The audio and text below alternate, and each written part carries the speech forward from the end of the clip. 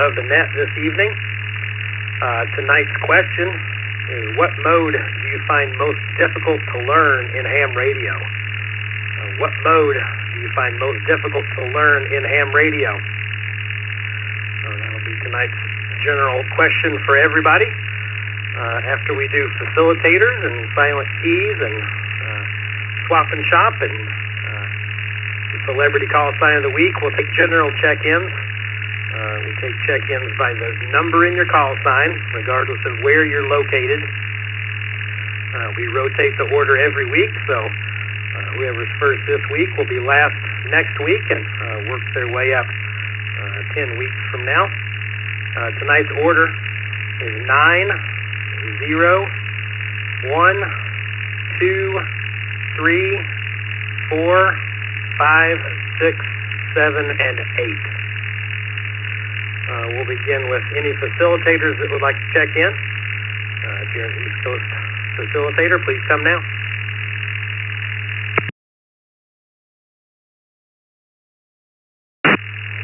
WB2GPQ.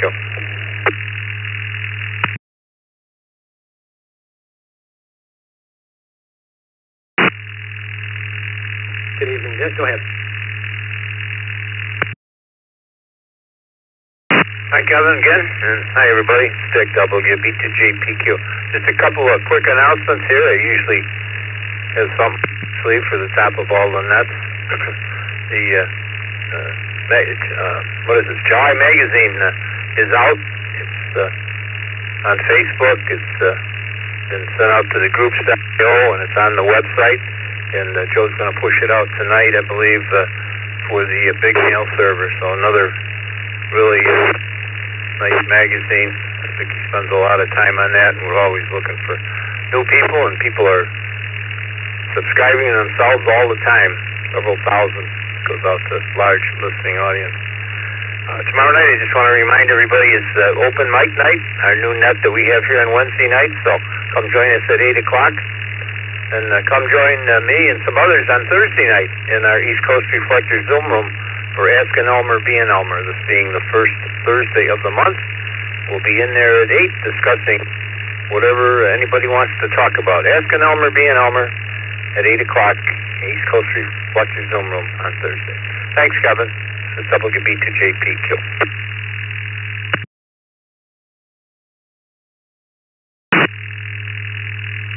Very good, Dick. Before I make another call from system facilitators, I'm going to give Kevin, VE3BZ up in Canada, a shot over the bow. Kevin, we're going to come to you a little bit early this evening. I'm going to pass it to you after Joe does his celebrity call sign of the week here in just a minute. So if you're around, we'll give you a call, Kev. Any other system facilitators that would like to check in this evening, please come now.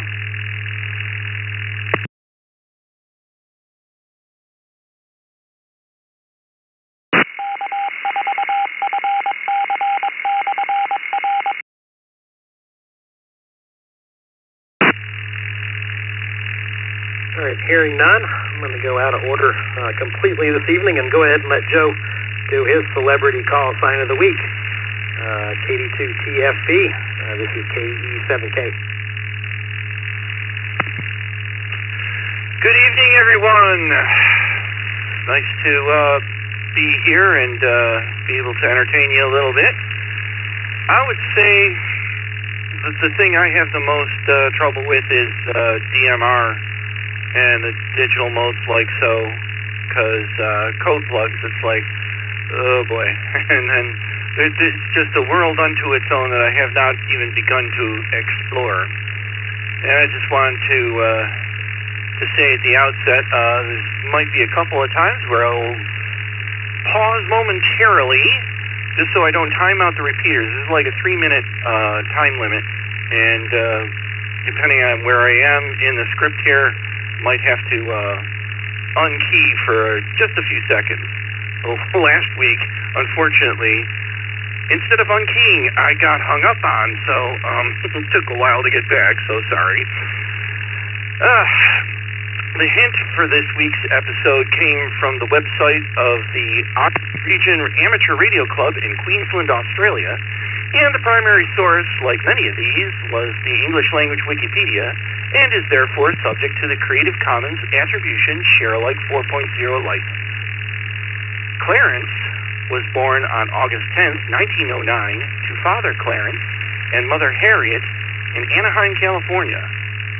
At the age of 8, he developed a tumor in his left eye, resulting in the eye being removed and being replaced with a glass eye, making him ineligible for the draft for the Second World War. As a kid, he played piano and saxophone before his interest shifted towards electronics. When he was 14, Clarence visited his uncle's automotive and electric shop in Santa Maria and was fascinated by a radio his uncle had built from spare parts. Soon thereafter, he began repairing radios in a small shop in his parents' home.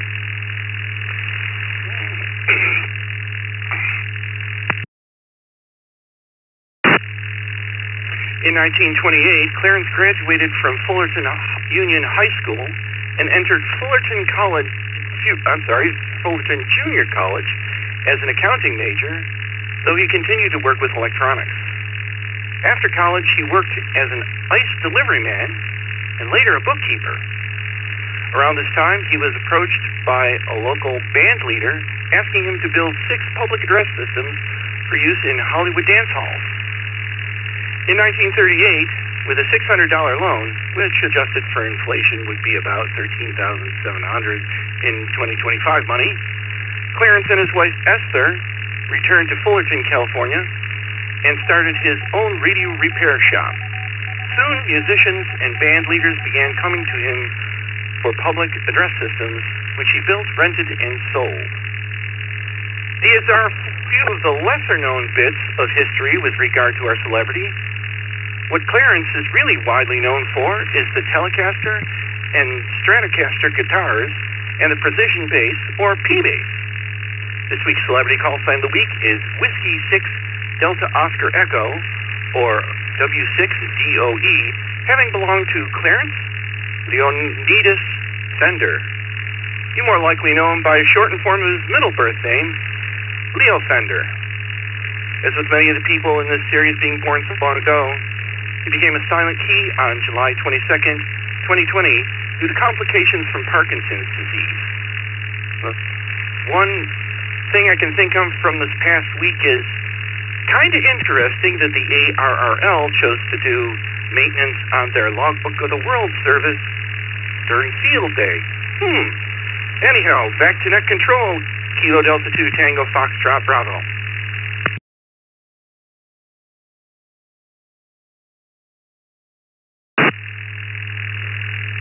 Thank you very much, Joe. VE3BZ, did you get the shot over the bow, and are you there for tonight's swap and shop?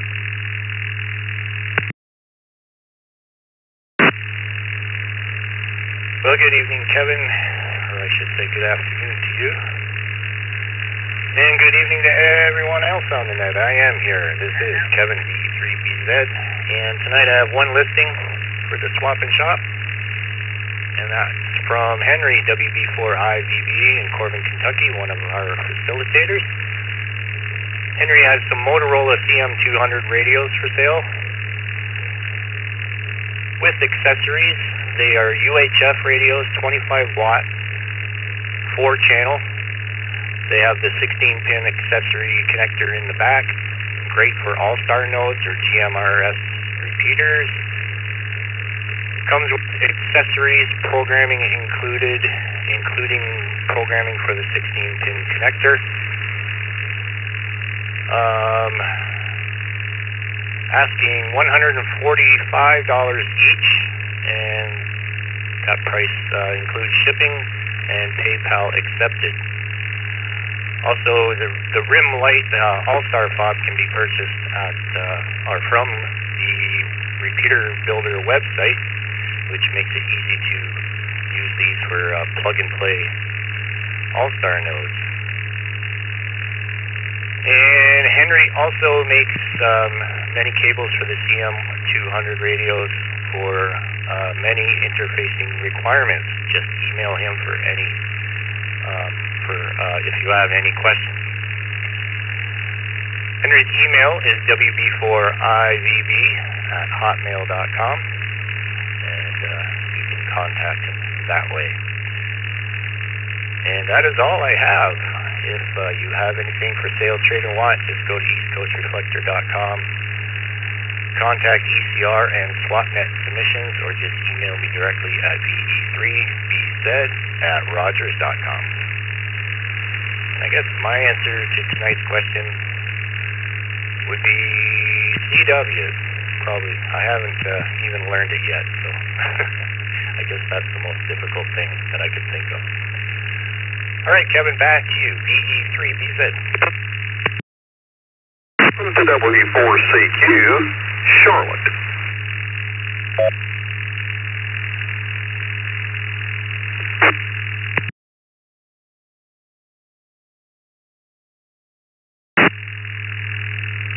Appreciate the welcome, Charlotte. Welcome to the East Coast Reflector.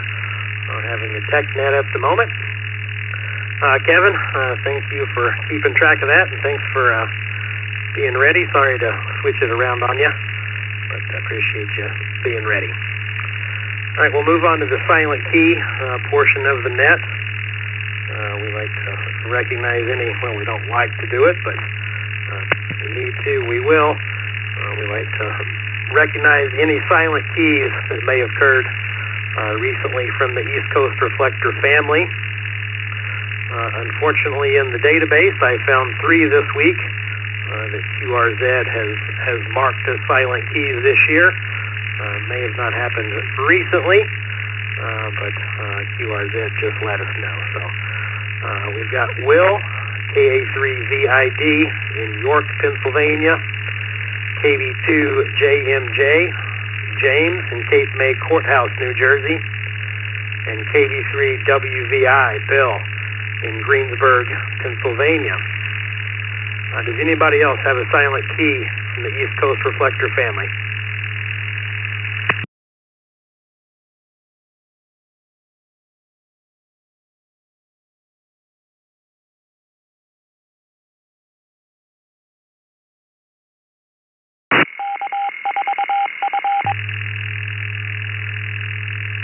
Hearing none, I'll make a final call for KA3VID, KB2JMJ, and KB3WVI. This is W2ECR calling.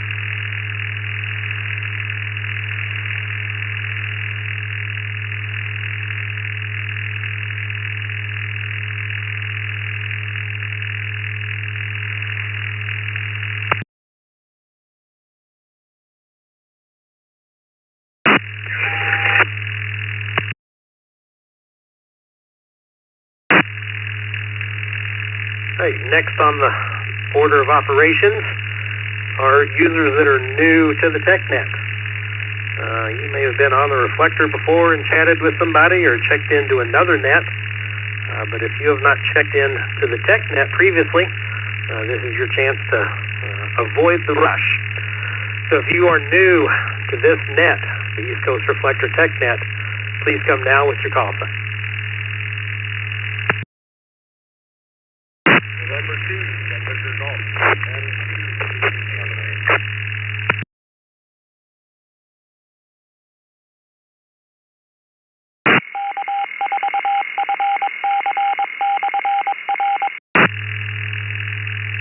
Yeah, the November 2 station, I'm Charlie Bravo Golf, but that's not coming up.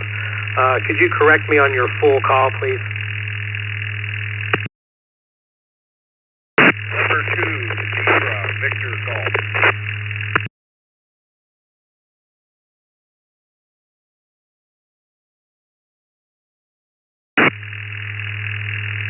All right, good evening, Anthony. Or if you want to give us a nickname that you go by, we can make note of that for next time. But regardless, welcome to the TechNet and welcome to the East Coast Reflector. Looks like you are new to both. We'll be sending you a welcome letter later this evening, overnight. into SVG. Anthony, feel free to introduce yourself and answer tonight's question. What mode do you find most difficult to learn in ham radio?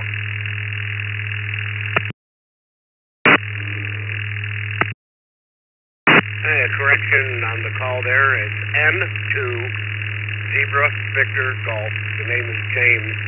November 2 Z Victor Golf. Copy?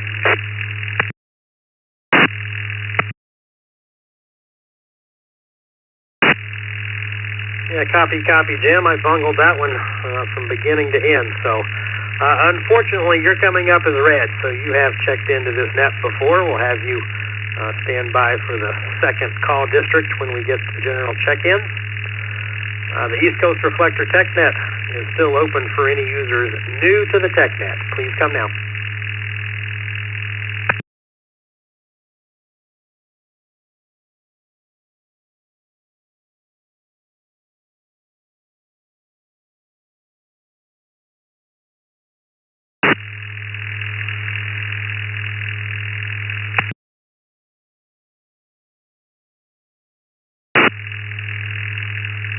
This is KE7K with the East Coast Reflector TechNet.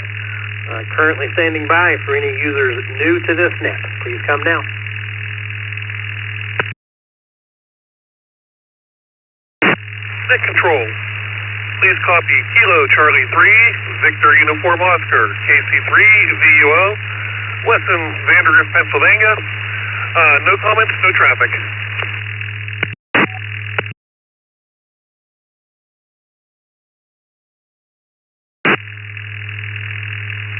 KC3, VUO. Thanks for checking in tonight, Les. We got you in and out. Thanks for making an appearance. Anybody else new to the TechNet? Please come now.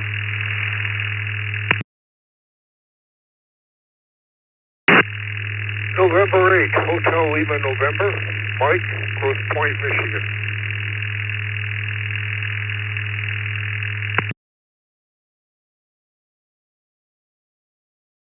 Whiskey 3, Zulu, Oscar, Echo, Grand Rapids, Michigan.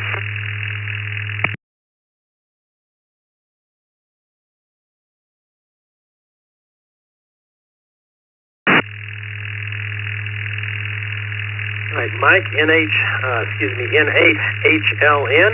We've had you check it before, so we'll ask you to stand by. The W3ZOE station.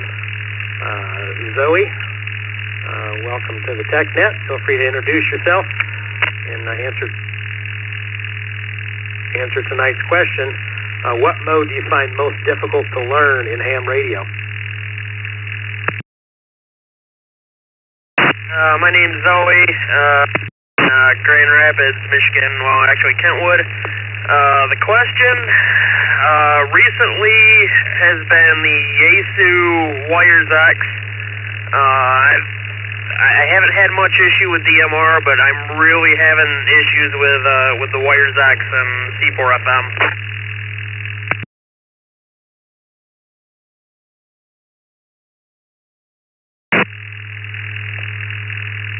We got you down as Wires X. Zoe, thanks for checking in. Welcome to the net. Hope to hear you again in the future. We are still open for any users new to the TechNet. Please come now.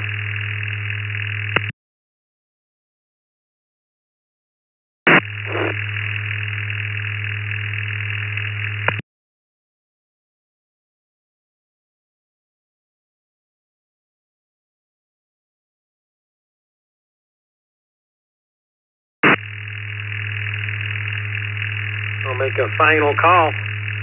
Final call for any users new to the TechNet. Please come now with your call sign.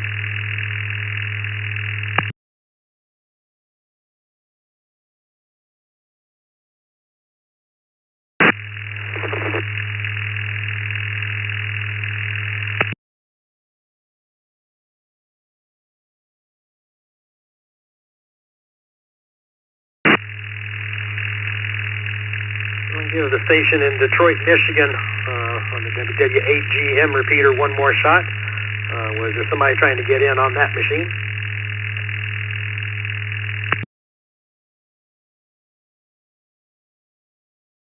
Kilo Echo 8, Whiskey Oscar Juliet, KE8WOJ.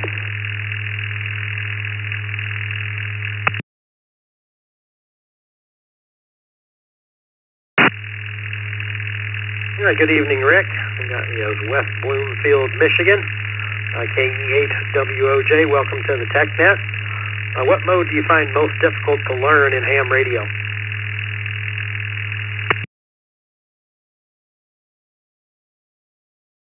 Well, that's easy. Right now I'm struggling with DMR. C4 FM and Wires X was pretty easy for me, but I am having a heck of a time with DMR. But I'm learning. It's a big curve, apparently, from what I understand.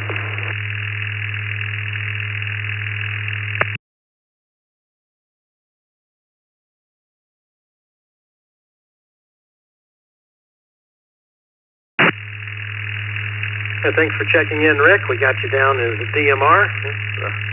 Leading the pack tonight with 2. All right, I'm going to make one more call for any users new to the TechNet. I think we can get up to 4 or 5 here.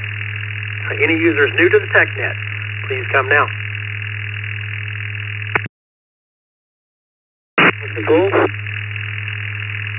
This is Kilo X-ray, 8 X-ray.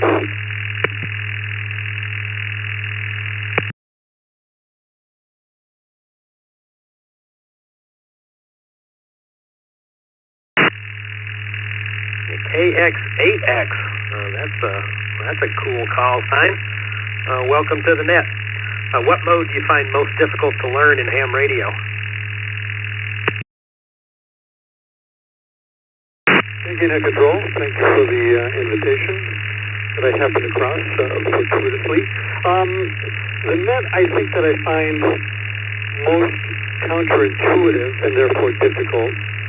I happen to be in the digital modes. I picked up a Yaesu 991A and I happened onto the digital modes, and I inadvertently found myself changing parameters and nets using, I forget what it's called, some network, and it was front with barrel that I've really experienced anxiety about. But having been chastised for changing the wrong setting really created a setback, and now I'm a little bit concerned about playing with the parameters, the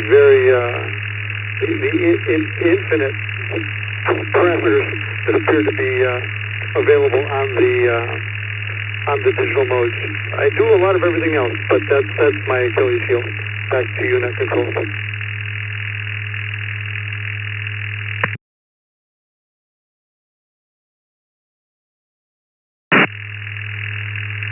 Appreciate the check-in. Let's make one more call for anybody new to the TechNet. Final call for real this time. If you have never checked into the TechNet before and you want to get up at the top, please come now.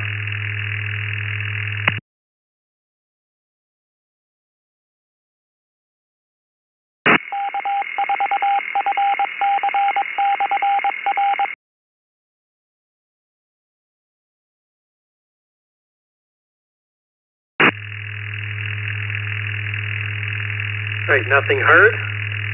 We'll move on to the question portion of the TechNet. If you have an amateur radio related technical question, please come now with your call sign. Number 2, that's the result.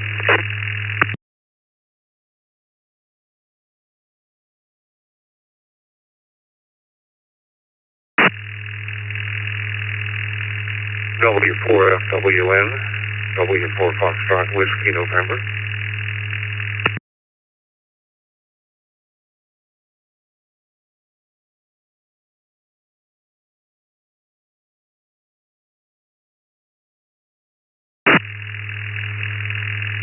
There, we got the 3-letter crew there checking in, Jim and Dan, into ZVG and W4FWN. We'll start with Jim. Jim, your amateur related technical question.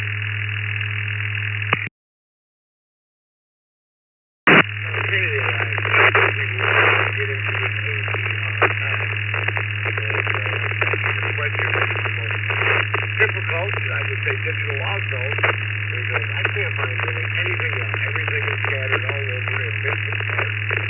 And I'm still trying to figure out if I can use a cam phone, almost like a cam, on APRS. I finally got it to work where I can actually start it up and contact it first. But I don't know if I can interface it with the APRS system, if anyone can help.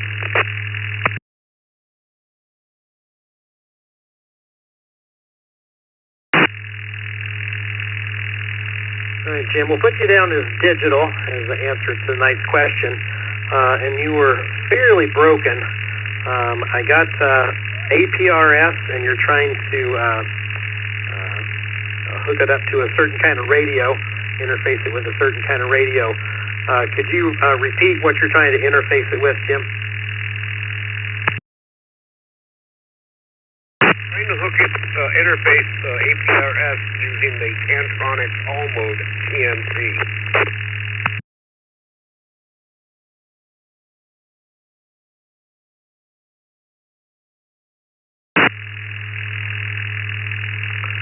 Well, that's out of my wheelhouse, Jim, but I'm going to throw it out to the general group here, and hopefully we can get some answers or at least some comments. Does anybody have any help for Jim trying to interface APRS with a Camtronics All-Mode TNZ, I believe is what you said, Jim? Anybody with a comment or an answer, please come now.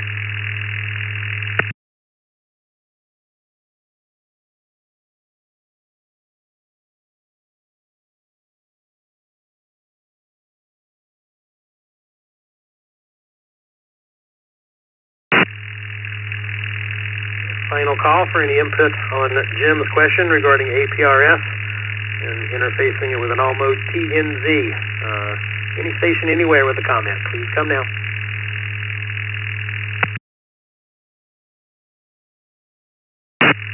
N0MSS, I'll try and answer.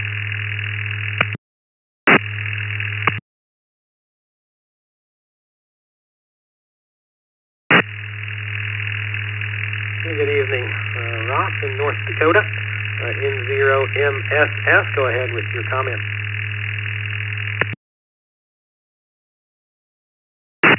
Well, he wanted to use APRS with the TNC, which is normally what you do, or some type of a sound card on the computer, and I use that in a signal link.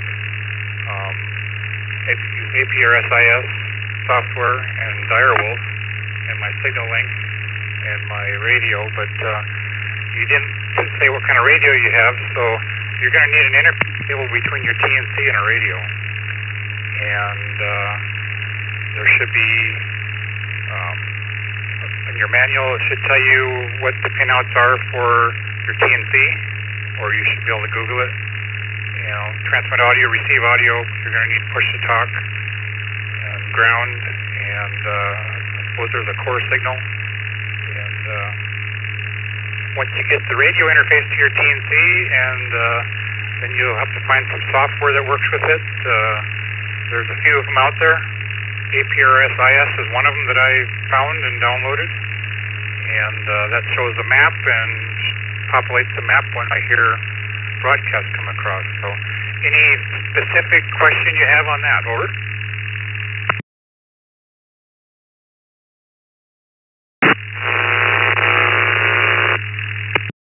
Between the radio, I got that part all down. I got like 3 microphones here that have been wired up in the past. But the issue is this TNC is All-Mode is from back in like 1983 era. It's only got the 6.1 firmware in it. And from my reading, the Cantronics CAM3 Plus can interface with some of the software that's out today. But I can't find nothing on if the old cam will still work.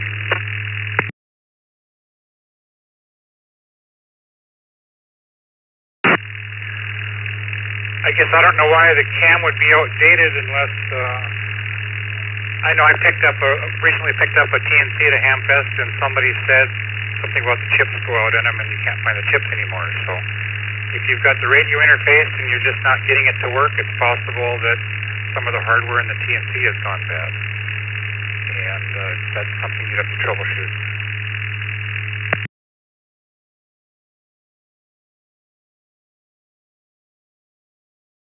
As far as I know, everything's working on it. I'm just trying to figure out how you would interface it so it would recognize the APRS packet system and that information, because the way this thing is set up is like a bulletin board where you can log in and leave mail right on the TNC itself.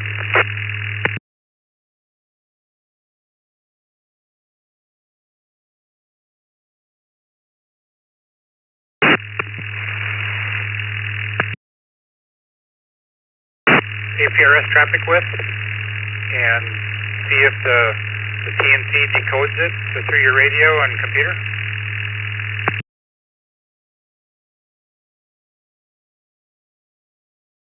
Repeat that there, you're breaking up on that one.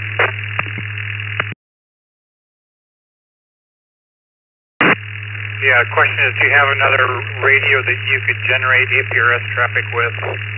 Or do you hear plenty of APRS traffic out there? That, do you get any kind of signal indication on your TNC or your, or I should say your radio is going to be receiving it, but do you get any indication on your TNC that it's doing anything?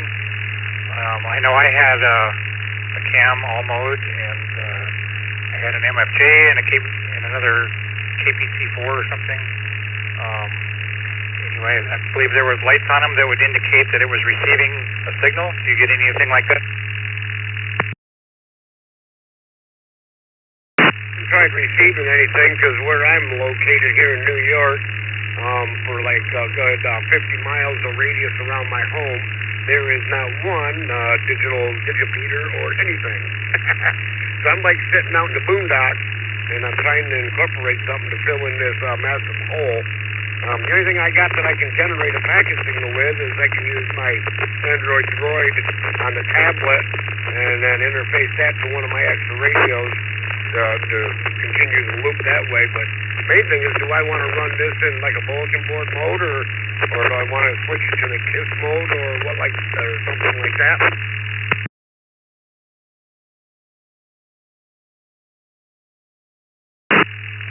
You probably don't want a bulletin board mode. It almost sounds like you want to set up an iGate to send traffic to the internet. You know, and if you don't have another APRS transmitter, like say you're in your vehicle and you drive around and you want your own digi to pick it up and your iGate to send to the internet, if there's none of that around, that's probably what you want to do is try and set up an iGate and the digi. And your radio and your TNC would be your digi. You're going to need some kind of software on it, though. And you're also going to need some sort of an iGate. So it sounds like you probably need more equipment and do a little more research. I'm just getting back into it myself, and I'm using APRSIS for the mapping, and that picks up traffic off the air and puts it on the map. And I'm using Direwolf to send it to the internet. So that might be a couple things you want to research and get those going, and that might help you out. We'll keep digging in and see what we can figure out. Yeah, I just lately been just using the phone and the tablet for the APRS stuff and just monitoring and sending messages that way through the phone and tablet. MX with a comment.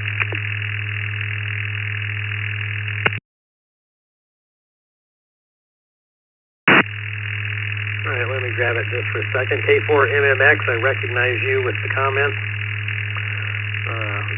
Ross, appreciate your comment. You always love listening to you. You seem like you've touched quite a number of different areas in ham radio. You always seem to be educated no matter what the topic is, so thanks for sharing that knowledge with us. Craig, K4MMX, go ahead with your comment.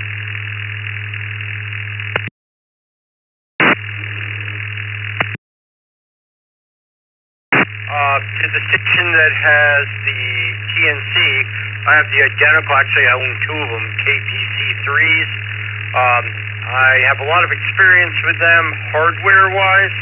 I'm using mine as a bulletin board mode. However, if he has any technical or hardware issues with the device, he can reach out to me via email or after this net. I don't want to tie it up. And I've worked on them many times. So I might be able to give him a hand, maybe after the net, or he can email me. I'm good on QRZ. K-Part MMX back to net. Thank you.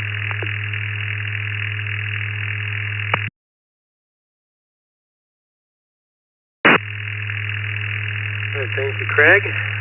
Jim, thanks for the question that stirred up some discussion there. Anything else we can help you with into ZVG KE7K? Get a confirmation on Craig's call sign. Is that K4 Mike X-ray?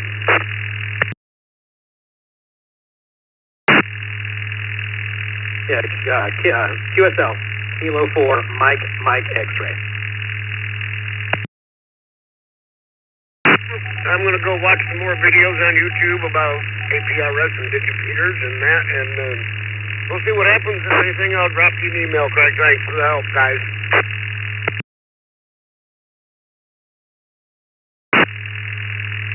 Hey, thanks for the question, Jim. Enjoy your rabbit hole. Next up is Dan, W4FWN.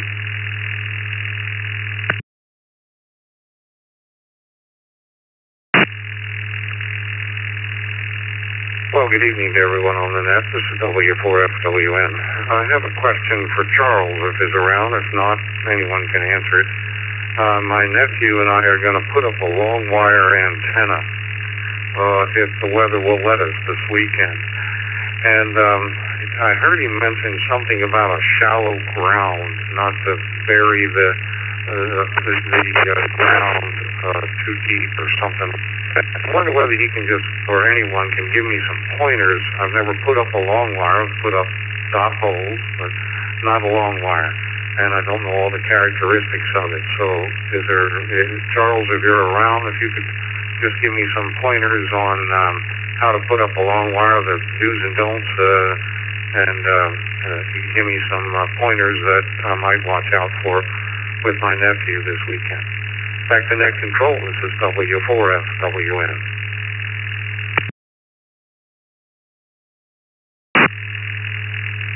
Thank you very much, Dan. Let's see. Charles, your ears burning, KC6UFM. NF. You might be talking about half-wave dipole.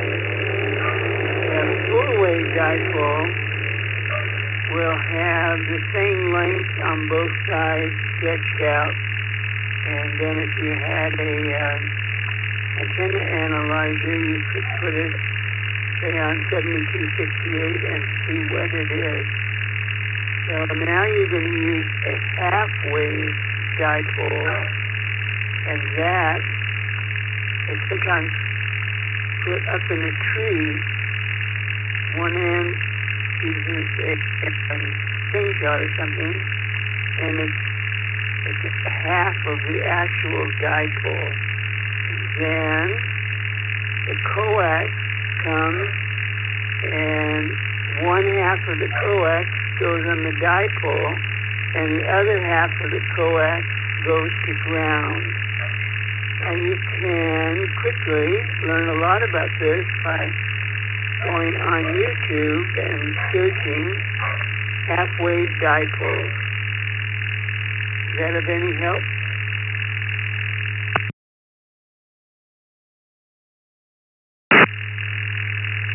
Yeah, KB7HNF, appreciate the comment, but this is a directed net, and I had called a station specifically. We can put you on the list for a comment and come back to you in just a moment. Charles, I saw your node key up before you got stepped on. KC6UFM, good evening. Yeah, good evening, Kevin, and everyone on the TechNet. I'm not even going to make a comment on that other than had nothing to do with the question. But anyway, lost. Anyway, Dan, for most of the time when you're putting up an NSAID like that, the easiest thing to do is to use the coax as your counterpoise. And the reason to put it slightly big, and by slightly I mean something less than around 6 inches or so, no deeper than that, is that by doing so, you do not have to make the counterpoise resonant. It can just be any length pretty much that you want it to be, and it will couple to the earth itself and accomplish what it needs to accomplish. Now, if you do want to put in counterpoise, actual separations, you would, again, vary those about, I always put mine about 3 to 4 inches down. I've got a little trenching tool that I use, and that's about how deep it goes. And the big thing there is, Dan, to get it down far enough that you're not going to catch it with the lawnmower or the weed whacker or something like that. I've been there, done that with the lawnmower part. It's not pretty, but it's the big thing though to remember. If you are going to use the coax shield, do not put any kind of a common mode choke on there, because all of a sudden that cuts breaks your connection, if you will, with the counterpoise, and it will not work for you. So, do not put a common mode choke on, and just go with that. But, again, higher is better, but one of the big advantages to the NSAIDs is that you can put the feed point on the side of the house right outside the shack, if you want to, and then slope upwards to the highest point you can get to. So, if you have any other questions, you'll come back with those through Kevin, and also remember the Ask an Elmer night on Thursday. Back over to you, Kevin, KC6 UFM.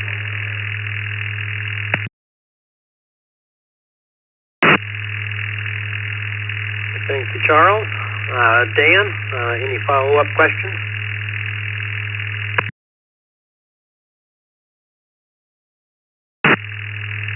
No, sir. I think between the two comments, I got my answers. So thank you all very much for your suggestions, and hopefully we'll have a good antenna session if the weather will let us. We've had a lot of rain here in Florida.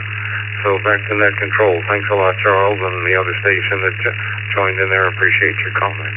Back to net control. This is W4FWN.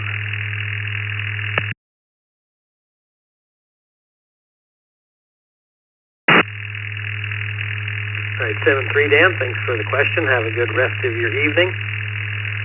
Yeah, the East Coast Reflector TechNet is again open for any amateur radio-related technical questions. November 8th, Hotel Lima, November, back.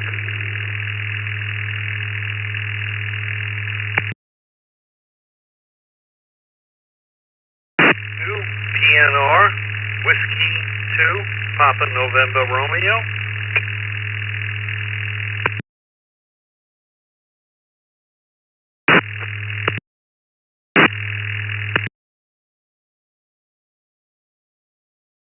For MMX.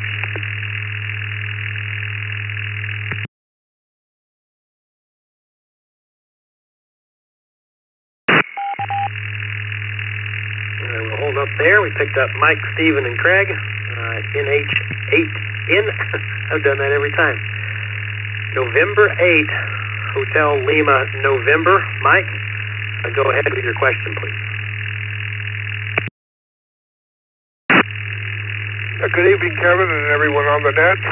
My apologies for jumping in during the first time TechNet net check-ins, but to the best of my knowledge, this is the first time I'm checking into the net. But anyways, my question is pretty simple, hopefully.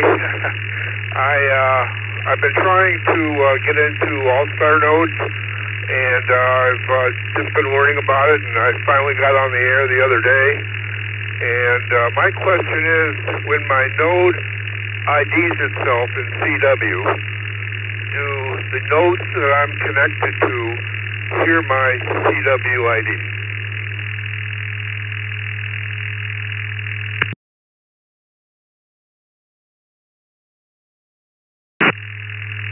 Yeah, great question, Mike, and one you want to certainly know the answer to. And the answer is by default, no. That is only local to you. There are certainly ways to have your node play things that go out to the larger network, but by default, that CWID is only played locally.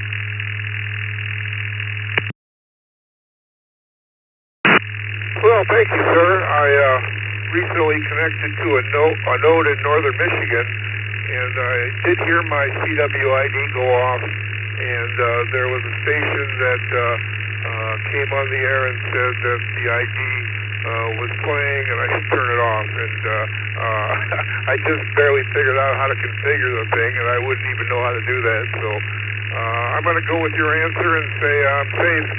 So that's great. Thank you for the comeback. And HLN, Grosse Pointe, Michigan.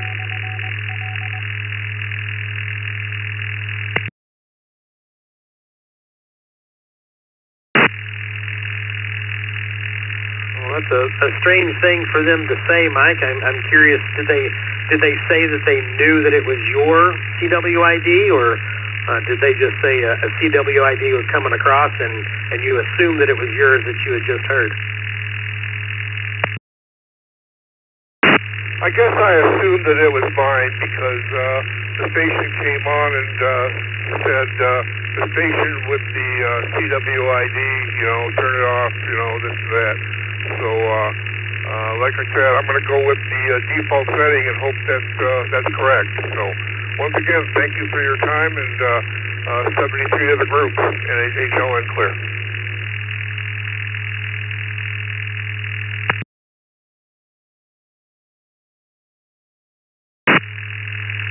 All right, thanks for the question, Mike. And feel free to connect your node up here to one of our 3 hubs, and certainly lots of ears. You can even say that you connected, and you want to make sure that your CWID isn't going out, and we will certainly let you know if we hear it. But again, by default, it is only a local play for the question, Mike. Next up is Stephen, W2PNR. Stephen, go ahead with your question. So to answer the question of the night, the digital modes are the ones that, confuse me as a new ham.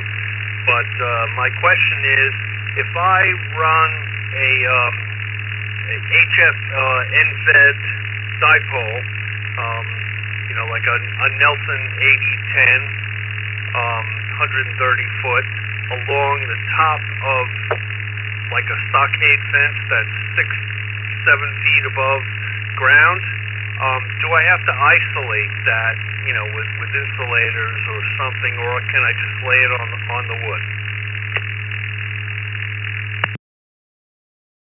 KC6 UFM.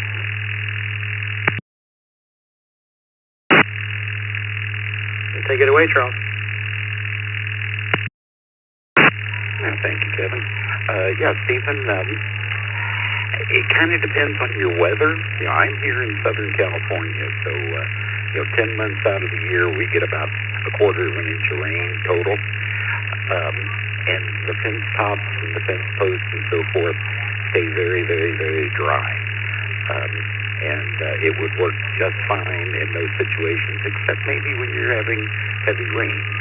But to make sure that it does well, just go down to the local farm supply store if you got a TSC nearby or something like that, or even Home Depot and Lowe's would have them. The fence post insulators for electric fence charges. Pick up a few of those, put one on top of each fence post, and use that to create a little bit of distance there. That way you're not going to have problems at all, regardless of the weather. But Otherwise, putting it on top of a fence like that is a great idea because, if you happen to be in an HOA situation or something, 99.99% of the time, nobody's even going to notice that little wire up there on top of the fence. Back over to you, Kevin, KC6, UFM.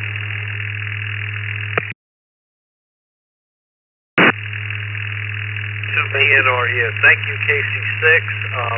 Great advice. You know, as the song goes, it never rains in Southern California. Unfortunately, it does rain here, so I will take your advice, and I appreciate it. Thank you. WPNR, back to net control.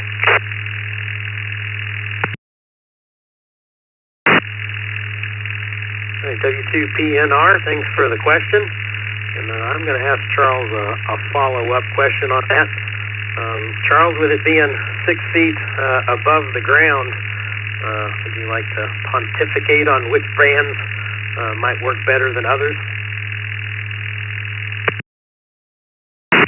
Sure, Kevin. At that altitude, if you will, anything from higher in frequency than 30 meters is going to work just fine, probably.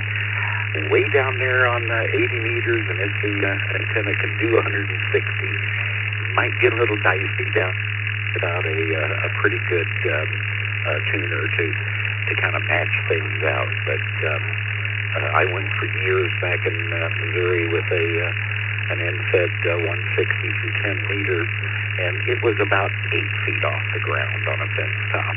And on 160 meters without a tuner, I had about a 30-to-1 SWR, but the tuner was able to bring that down to about 2-to-1 to where it would work. But 80 meters and above was just fine.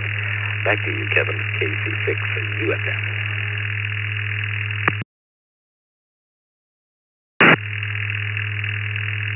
Again, Charles, thank you very much. This is KE7K with tonight's East Coast Reflector TechNet. Next question is from Craig, K4MMX. Go ahead. Hey, Kevin. Most likely, this is going to keep Charles busy. Charles had made a comment about not putting a common mode choke on the coax, because it would block the shield from being used as counterpoise. But my question is, can I put a common mode choke when the wire gets into the shack, like say 3 or 4 feet from either the radio or the tuner, to prevent RF from, basically, I've gotten RF burn before from radios where the RF was coming back down the shield with no common mode choke, but I think I may have my station set up improperly because I put the common mode choke up at the antenna, which I wanted to ask, is it acceptable to put that once the coax gets into the shack?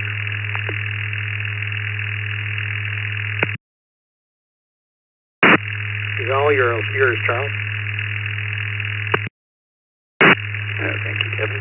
Yeah, Craig, you can do that, but you want to have as much coax, if you will, as possible before that common mode choke. What I do with my 2 NFEDs here at the house right now is I have a common mode choke right where they go into the feed-through plate that comes through the window. And one of them has about 60 feet of coax, I think, and the other one has about 40. And that works pretty good. But I don't know what you're worried about with the RF burns. Those are fun.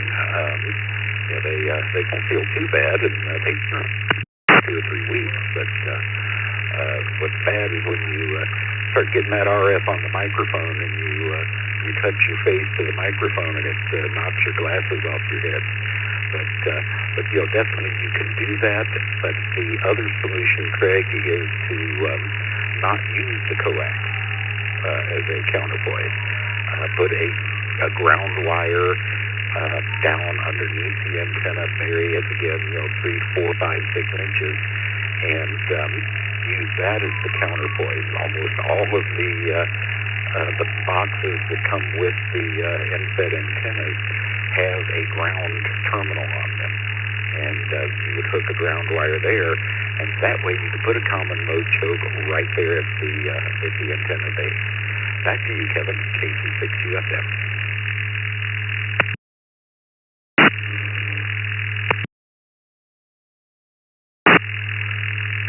Okay, thank you, Charles. Craig, anything further?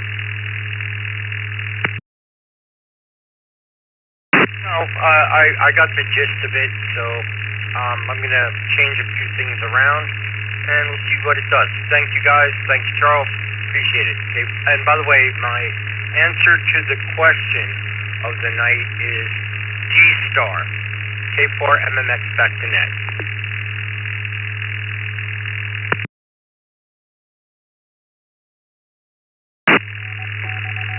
Got you down for D-Star, Craig. Thanks for checking in. Thanks for bringing the question to the net. We are still open for any amateur radio-related technical questions. Please come down with your call sign.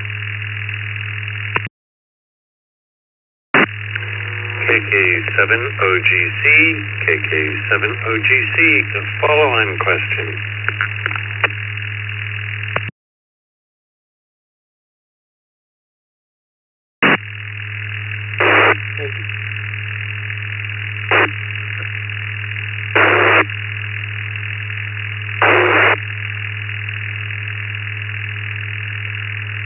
All right, Fred, hold on just a second. I got it, Kevin.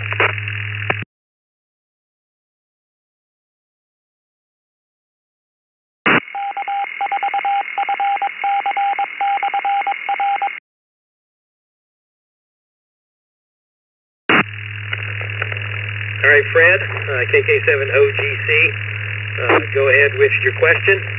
And Charles, if it is in your wheelhouse, you go ahead and pick it up. KE7K.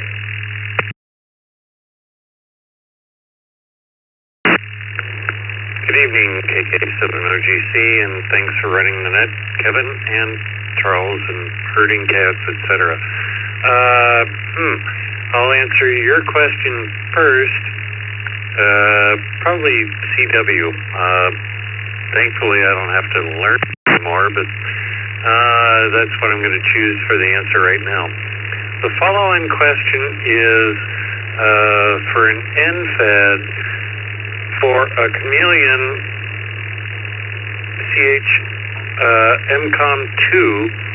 I have a piece of coax going from it to the tuner with a number of chokes on it.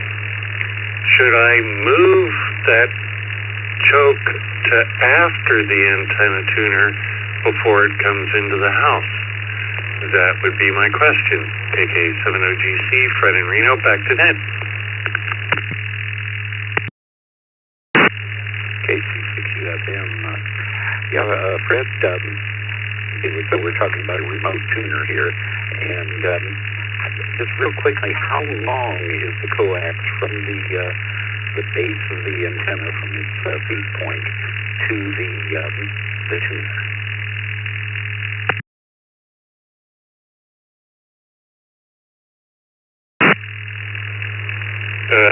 From the end fed to the tuner, it would be like 2 feet.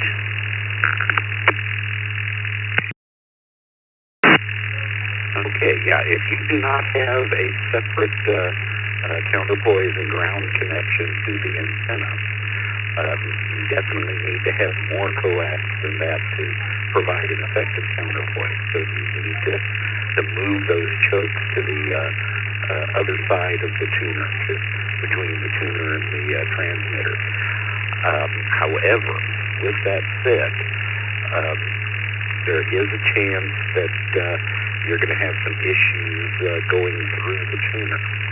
You're effectively going to be tuning your counterpoise, which can cause you some nightmares under certain conditions. What I would suggest that you do is you'll leave those chokes in place, but then on the Chameleons there is a separate terminal There's two terminals. One goes to the wire itself. The other one is for a ground connection. And I would encourage you to get, say, 25, 30 feet of wire. A little more would be good. You would probably go down to about 16 to 18 feet and be all right.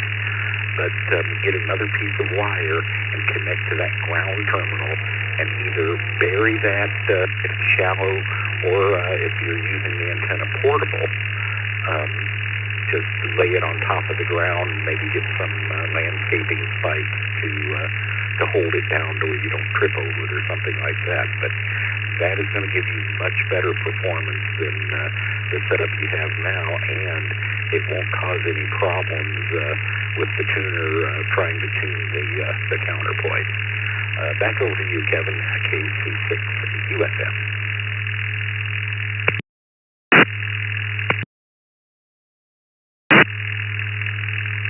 Very good, Charles. Hope you got your throat lozenges close this evening. Fred, was that helpful? Any follow-up from you?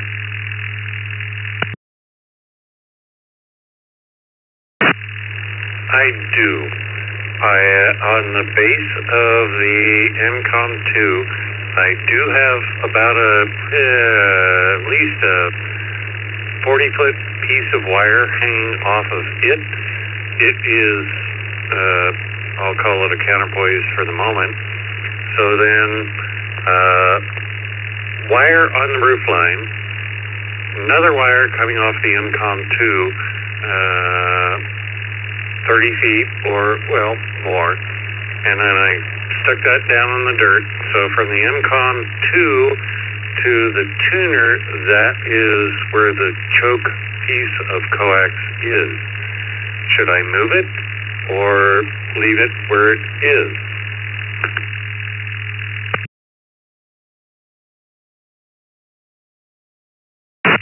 Yeah, okay, Fred, yeah, that's the rest of the story there, and that makes a huge difference. So basically what you have there, your coax is not being used as your counterpoise, so you really don't need to do anything. The chokes, I'm trying to remember how the incoms are built on the inside. The chokes are not going to hurt anything. I'm not 100% certain, trying to remember the incom boxes, but they're probably not needed, but they certainly will not hurt anything. And since you have the separate wire already in place, the chokes kind of become mute. And I would just leave them there. I wouldn't even go out and unscrew the coax and take them off. So that would be my position on that. But that makes a huge difference in what we were talking about, because I was thinking you did not have the wire connected up and on the ground as a counterpoint. Back to you, Kevin, KC6 UFM.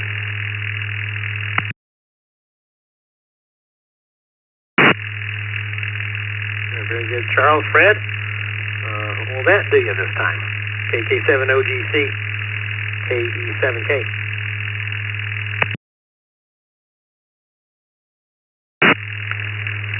All right. Thank you, Charles. Thank you, Kevin. And I think I'm going to run with what I have for the time being. But I was curious about putting the choke, just before it comes into the house after the tuner. That was part of my clarification question. Anyway, if there are any other comments, great. If there aren't, good. KK7OGC, back to net.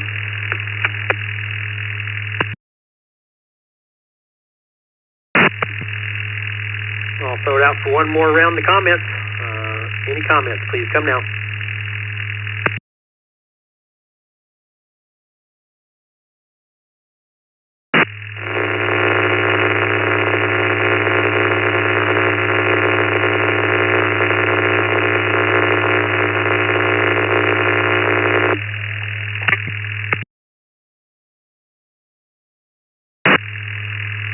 Well, that comment wasn't the least bit helpful. Thanks for the question, Fred. I'll make a final call for any amateur radio-related technical questions. Please come now.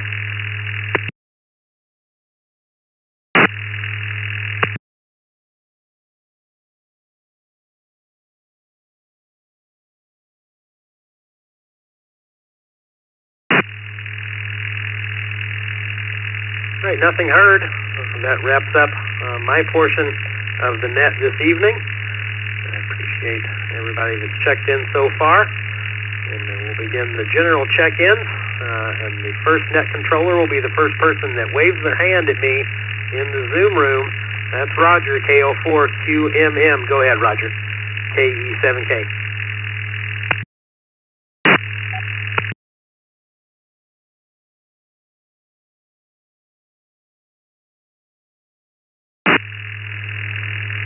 Thank you, Kevin. You sound good tonight and sounded like a lot of good questions and answers.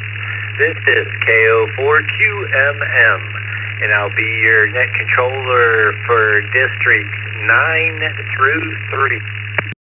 And helping out my buddy W2BLT, let him have a night off. He's probably doing the 13 colonies and a little bit of a challenge. He'll probably do a QRP, knowing him. So on that note, we'll start out with the 9s. If you have a 9 in your call sign, our question of the evening, what mode do you find most difficult to learn in ham radio? And I'll tell you mine off the bat is CW. So if you have a 9 in your call sign and want to join us this evening, come with your call sign twice and slow.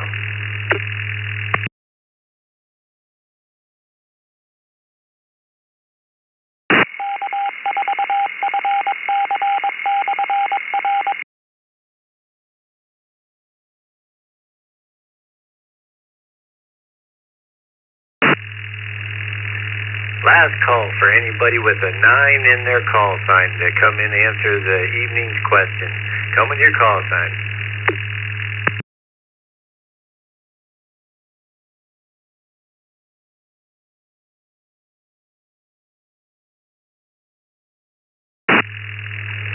Alright, no Bertrand tonight.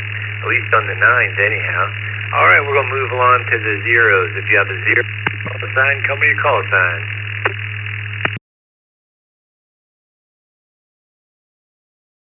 KC0BBF. KC0BBF.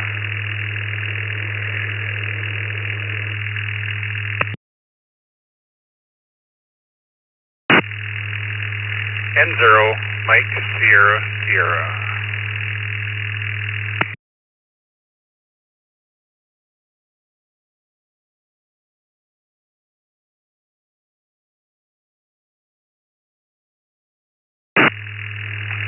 Alright, we got November 0 Mike Sierra Sierra Ross, Washington, North Dakota. We have KC0BBF Steve, Lincoln, Nebraska. And it looks like we got via text line 0LZE Todd, Redstone Arsenal, Alabama. Anybody else with a 0 in their call sign?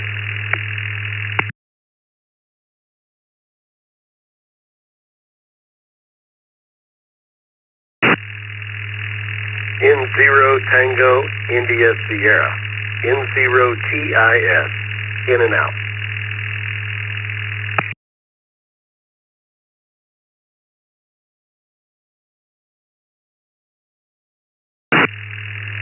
Alright, thought we could squeeze one more in there. N0TIS, Otis, Beaumont, Texas. Thanks for joining us there, Otis. And let's move on up to Steve, Lincoln, Nebraska, KC0BBF. What mode do you find most difficult to learn in ham radio, Steve?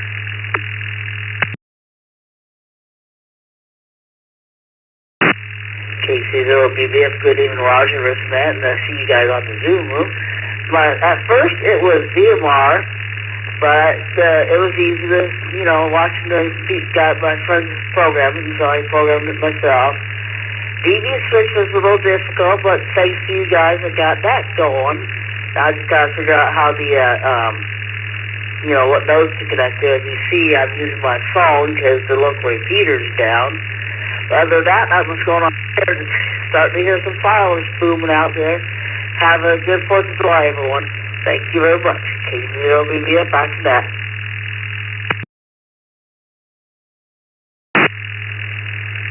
Thanks for joining us, Steve. And yeah, it's always nice seeing you there in the Zoom room. And having one-on-one in here. So yeah, let's move on to Ross, Washington, North Dakota, N0MSS. Good evening, Ross.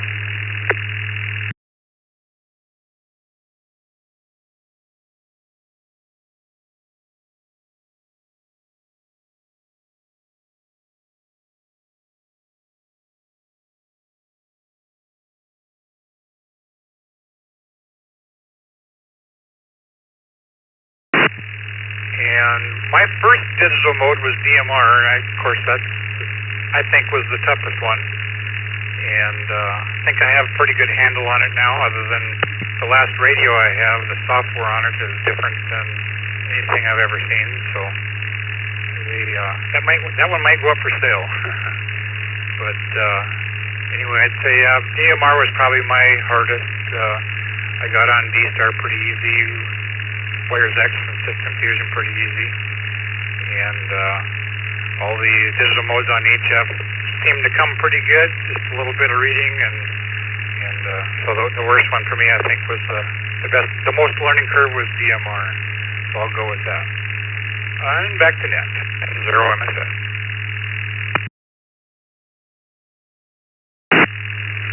All right, Ross, we got that. And I'll never forget my first HF antenna vertical that I bought. And I was showing you a picture of it in the Zoom room or something.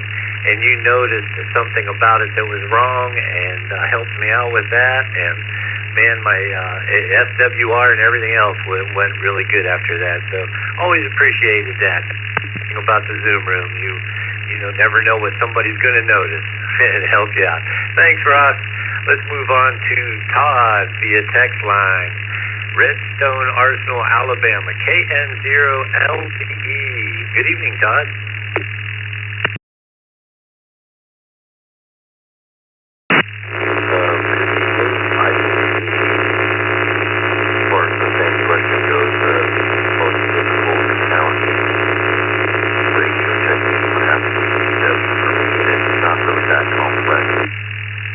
Language, so you have to put the time in to become fluent.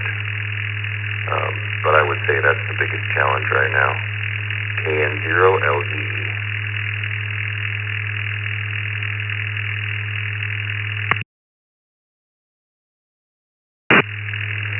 Appreciate you joining us this evening, Todd, and we'll be looking for you down the line. Let's move on to the one. This is Kilo Oscar 4, Quebec, Mike Roger in Central Florida. And we're going to move on to the ones now. If you have a 1 in your call sign, join us to answer the question of the evening. Come with your call sign. November 1, November Echo Whiskey. Name is Mike.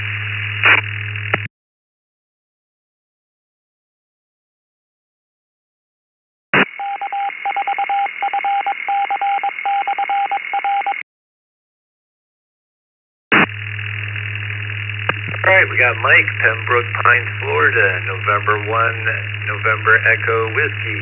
Anybody else with a 1 in their call sign?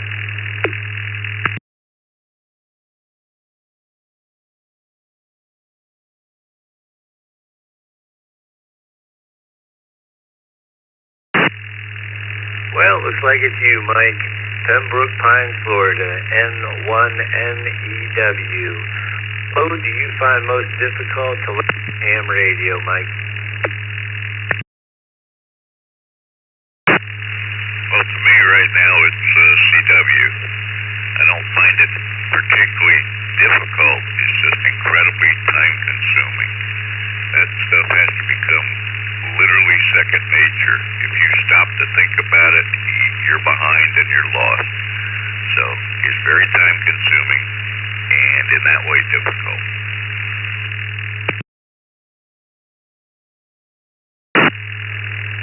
I agree with you.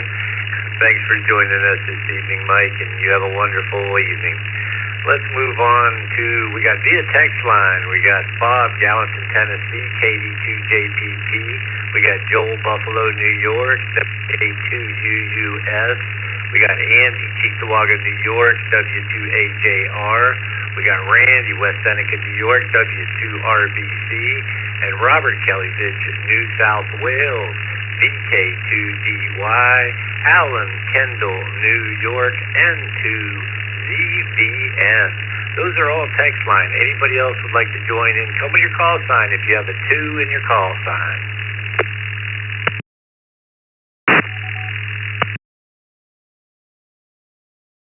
N2BH. N2BH.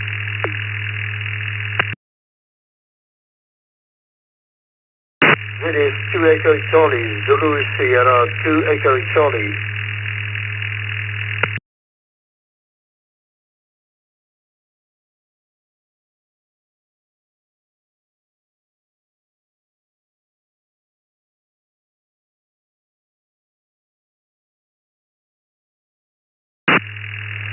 All right, we got Tom Fort Elizabeth, ZS2EC, and from Palmyra, New York, N2BH. Was there anybody else with a 2 that wanted to get in there?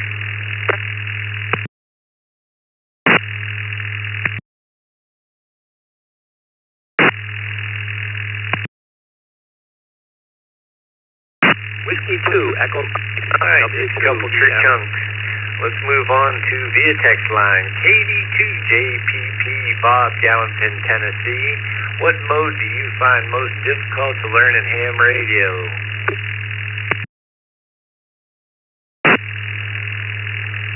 Hey, good evening, Roger, and everybody else on the net.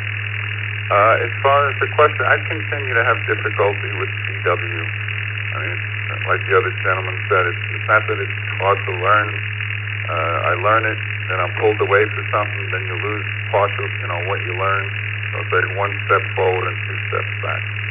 So, anyway, hope everybody stays safe, has a great week, and I'll give it right back to net control.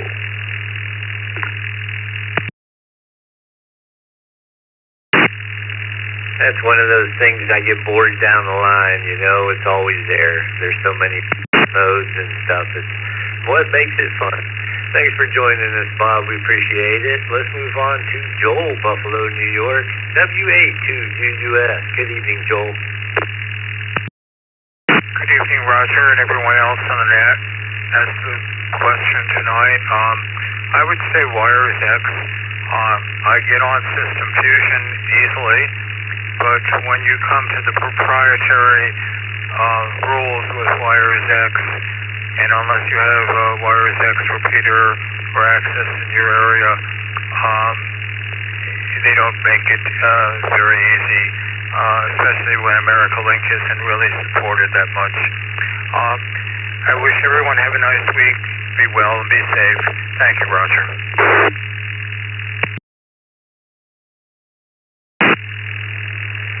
Thank you, Joel. We appreciate you being there. And I want to thank Vicki for doing the logging there. This is KO4QMM. Or was that Bob? Sorry, that was Bob. I guess we'll move on to Joel, WA2UU. Didn't I just talk to Joel?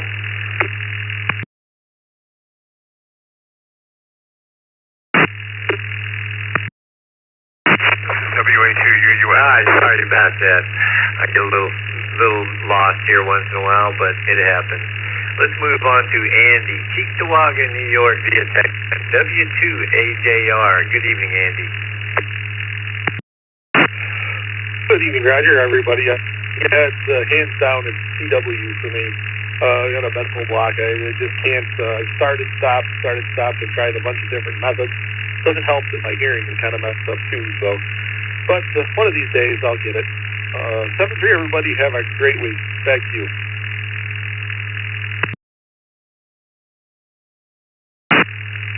Thank you, Andy. Hope you have a wonderful evening. And let's move on to Randy, West Seneca, New York, via text line. W2RBC. Also the host of one of the net controllers of the 20-meter net. Good evening, Randy. Good evening, Roger, Vicki, and everyone on the TechNet. I don't do CW, so I believe that FT8 was the most difficult to become proficient at. To make optimum use of the FT8 waterfall, analyzing the band activity monitors can take some time to become proficient at. Happy 4th to everyone. Back to net control. 73 to all. W2, RBC.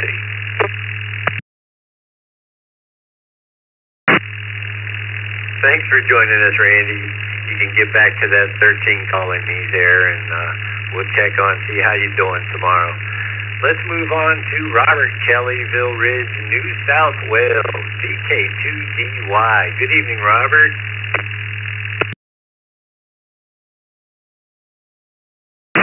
Good evening to you. Good morning from here. Robert, Victor Kilo 2 Delta in northwestern Sydney. It was currently 16 degrees, 61 Fahrenheit. And we're taking a break from the major storm that's passing through at the moment. We got 100 mils of rain, probably 100 more coming before it's through, but at the moment, it's not raining. Anyway, I'm going to, let's see. I would originally have said DMR because it's confusing and there's so many different networks and you have to connect up to the right network, the right talk group and everything else. So I would have said that, but since I got the M1KE, I just flipped between things so easily that it's no longer an issue. So I'm going to have to go with what seems to be the majority answer of Morse code. It just never clicks with me.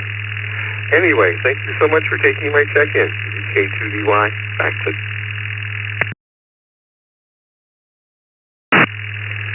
Well, thank you for joining us this evening, Robert. Sound good, and we always appreciate it.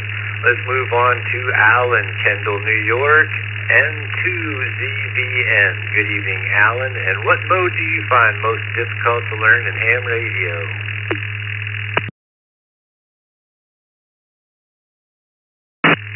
Well, good evening, everyone. On the net tonight, I'm going to go with majority on CW here. For 30 years, I've been messing with it, trying to get it off and on. And I think the problem is, it's off and on. I got to buckle down one of these days and just do it and stick with it. So, yep, that's my story, CW. At any rate, everyone have a good evening and we'll talk to everyone soon. And 2ZVN, back to the net.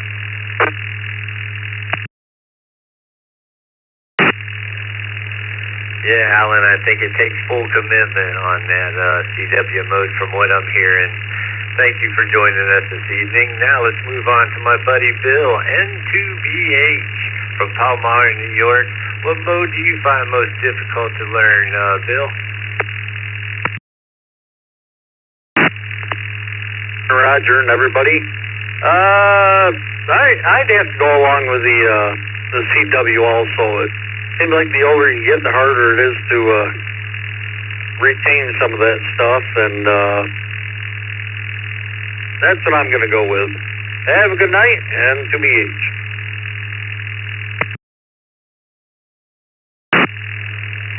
Well, that's a good one to go with, Bill. And hope you sound like that Thursday morning on the net if you check in. I got the hex beam up, so hopefully I'll be hearing and people will be here. This is KO4QMM. We're going to move on to Tom, Port Elizabeth, South Africa, ZS2EZ. Good evening, Tom.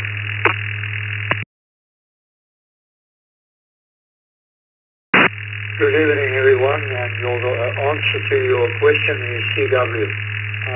It's very difficult to understand, but I'm trying my best. Back to net control.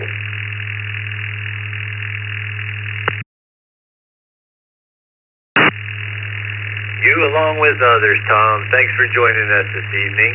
And last on the two list is my buddy Chuck, Lancaster, New York, W2EM. Good evening, Chuck.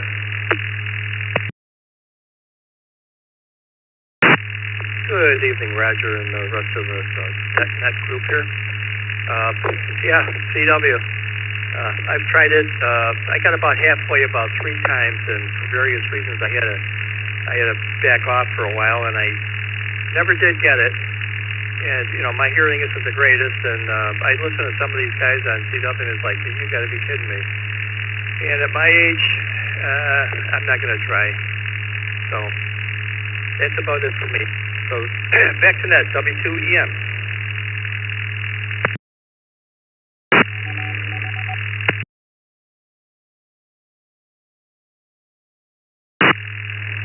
Thanks for joining us, Chuck. Have a good evening. And that's it for the twos. We're going to move on to the threes now. This is KO4QMM, and we have KE8VKY, Vicky Loggins. If you have a 3 in your call sign, want to join us this evening, come with your call sign. WB3GTM. Whiskey Baker 3, Golf, Tango, Mike.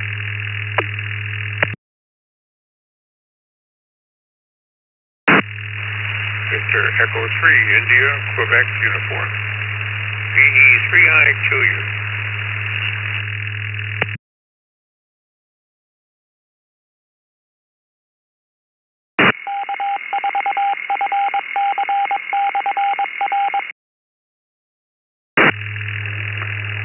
Alright, we got VE3IQU, Reg, Brampton, Ontario, Canada. We got Mike, Westford, Vermont, WB3GTN, and via text line KV3ATQ. Anybody we missed with a 3 in your call sign, like to join us.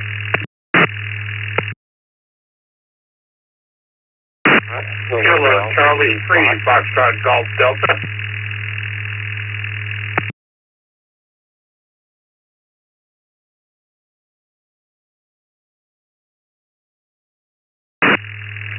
Thought there might have been a little double in there. We got Ray in Elizabethtown, PA, KC3VGD.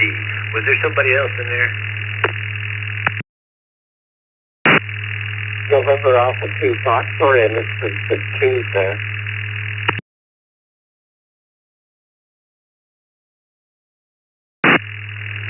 Oh man, you'll have to go to the back of the line. Nah, just kidding. We'll get you in there. Alright, top of the list, via text line, Jim, Easton, PA, KD3ATQ. Good evening, Jim, and what mode do you find most difficult to learn in ham radio? Good evening, Roger, Vicky, and the rest of the net. I have an interest in CW, and I have to admit it's challenging, to say the least. Back in that KD3ATQ.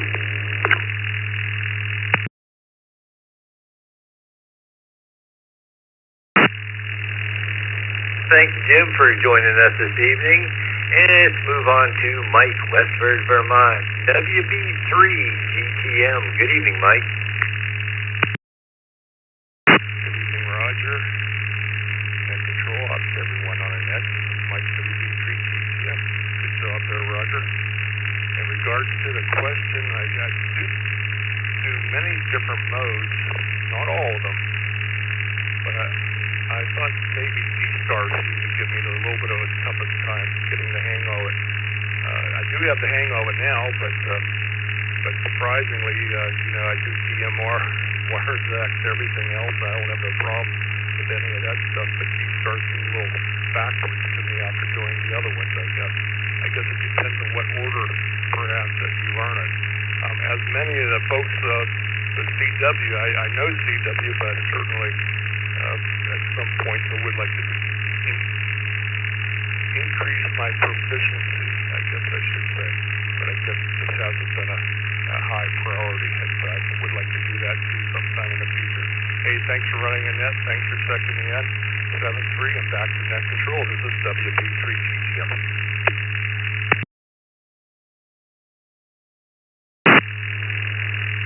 Thank you. Without you, wouldn't be much fun here. I do enjoy talking to people and having some Q-shows. Asking some questions, getting a few answers. A great evening, Mike.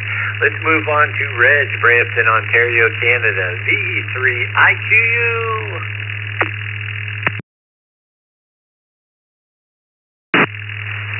And a very good evening to one and all around the net tonight. And hope everybody has enjoyed the weekend.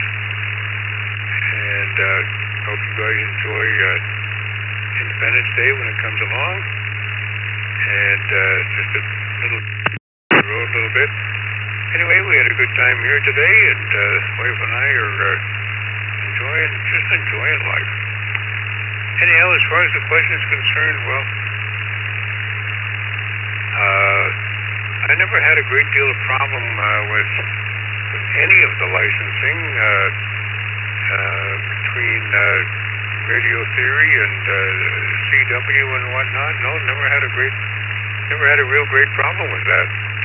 I became an advanced amateur almost immediately, and been enjoying life ever since then as a ham radio operator. So with that, I'll toss it back to you, and hope everyone out there, including Dick, is having a great time.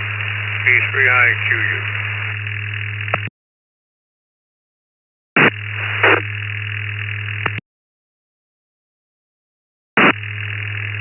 Well, it's nice talking to you too, Reg, and nice you and your wife are enjoying the weather there and just enjoying life. Don't get no better than that. So you have a wonderful evening, and we'll move on to Ray, Elizabethtown, PA. KC3VGD. Good evening.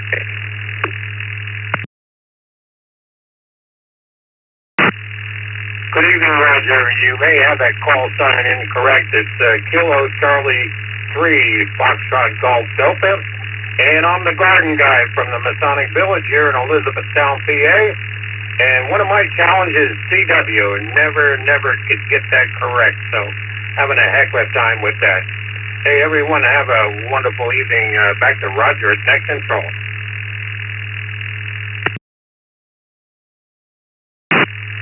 Oh, I do apologize, Ray. I thought about it right after I said it. I said, I'm looking at the F. Why did I call it a V?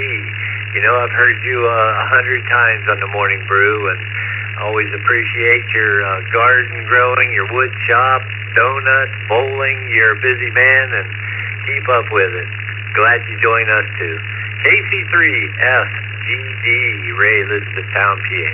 All right, that's it for me. Oh, we got one more there, Antonio. I forgot on the Tuesday, Champaign, New York. 2F. Antonio, what mode do you find most difficult to learn in ham radio?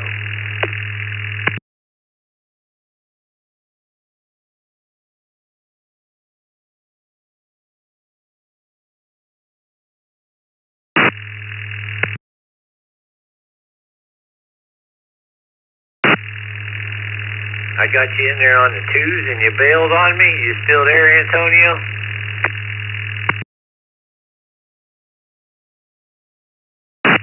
November Alpha 2 Fox. I am. I would go with DMR. The learning curve was terrible.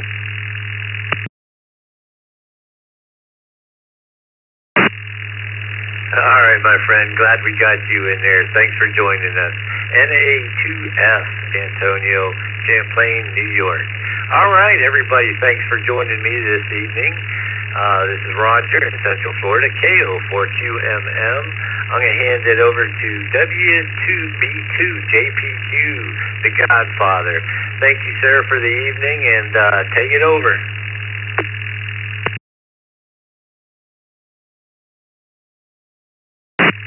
Well, thank you, Roger. I enjoyed the net so much as just listening to you tonight and kick back. What a great job. Thank you for stepping up and helping us. We certainly appreciate it. This is Dick, WB2JPQ. I, along with Vicky, K8BKY, will take you back to the barn here tonight throughout the next half hour, 45 minutes, whatever it takes. We're going to go to stations with a 4 in their call sign. I've already got Joe, Gil from Orlando, and Chris from Parrish, Florida, via the text line. Call signs with a 4 in your call sign. Call signs twice, please.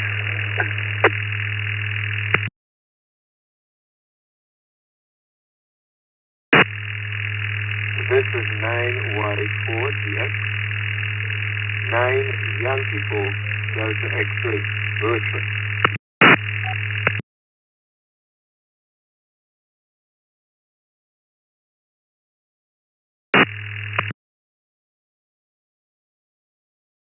AC4VR. AC4VR.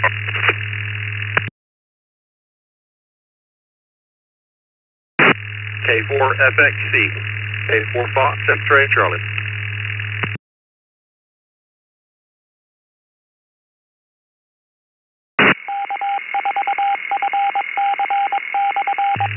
David, November 4, for FXC. Romeo Hotel Echo.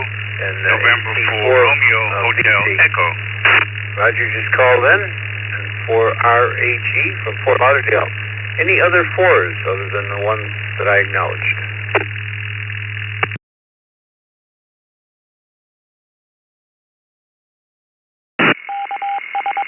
We've got Burchard in there. Didn't recognize him. We're drawing straws tonight, Burchard, to see who was going to get you. Roger thought you were, and I was hoping to get you. I guess I got the lucky one. Let's go to Joe. Should be some more 4s here. I'll maybe run this list and see if we got anybody else. And, Joe's back in Florida, everybody, so he just had a house and home up here in Western New York, so we sent him back. KO4FRR. Good evening, Joe.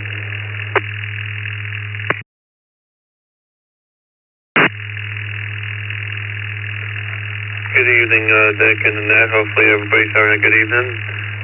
To answer the question, I would have to say right now CW, but I am in the process of working on it, so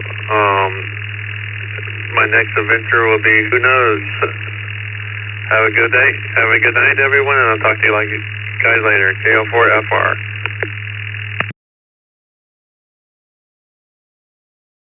Thank you, Joe. Thanks for all you do for the East Coast Reflector. We certainly appreciate it. Next up is Gil, K4GDS. Good evening, Gil. Good morning, Dick. Good evening, Dick. I'm still through. For me, it's got to be CW. I've tried several times and just can't seem to get it. And it's definitely like learning another language. Just got to know it fluently, and I can't get to that point. K4GDS, back to that.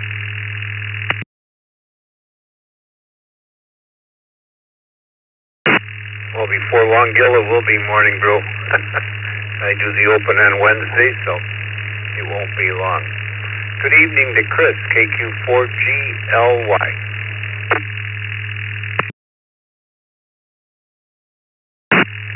Good evening, Dick, and everyone on the net. I would have to go with everybody else. CW would be the one I have trouble with. Back to you.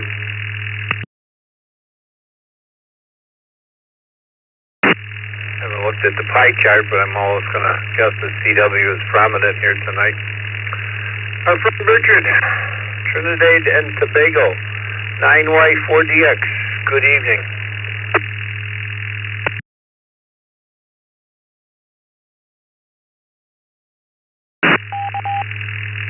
Well, a pleasant evening to you, net control. WCQ, Dick. This is 9Y4DX. Bertrand, Trinidad and Tobago in the Caribbean.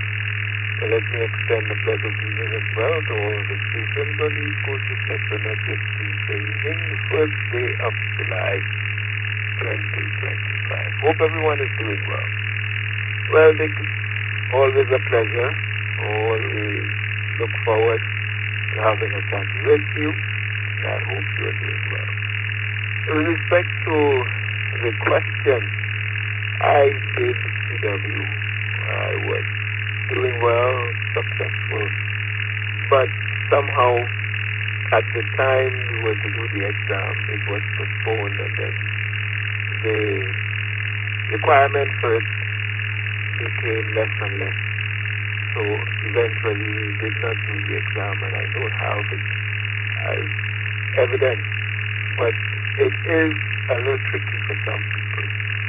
But that's it for me. The temperature at this time, 79 degrees Fahrenheit, and we're going down tonight to around 77. That's it for me. Back to the net control. WBC-KTQ, Dick. This is 9Y4. Yes.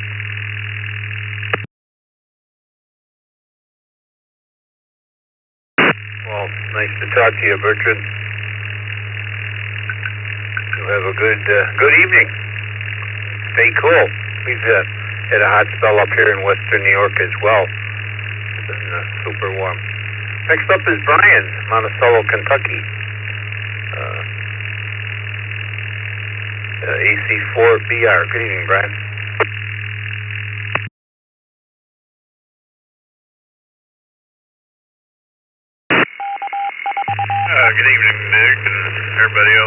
bed tonight, speaking on the log, and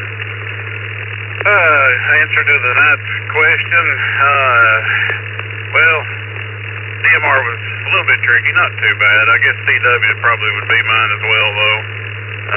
I've only dabbled in learning it just a little, so I've got a long ways to go, but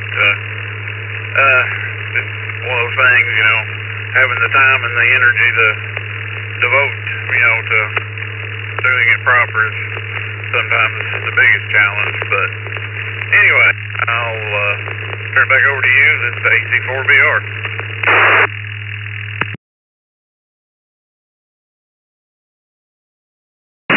Well, thank you, Brian. Thank you for being with us tonight. Next up is David, one of our team members here. Good evening, David, K4FXC.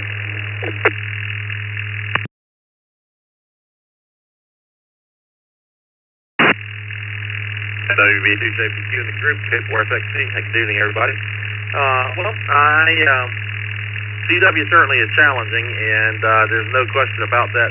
I'll say learning how to use the Smith chart, because that as a young ham, that perplexed me for a long time until I finally got into school and then found out it wasn't quite so challenging because I had to do it. Anyhow, everyone have a great evening, and happy 4th of July coming up. K4FXC.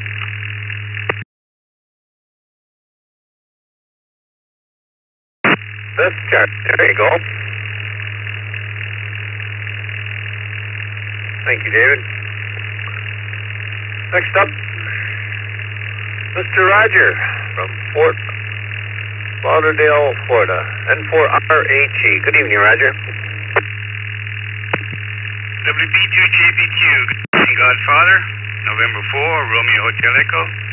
Any mode that requires a computer to play ham radio. I enjoyed the celebrity call sign presented tonight.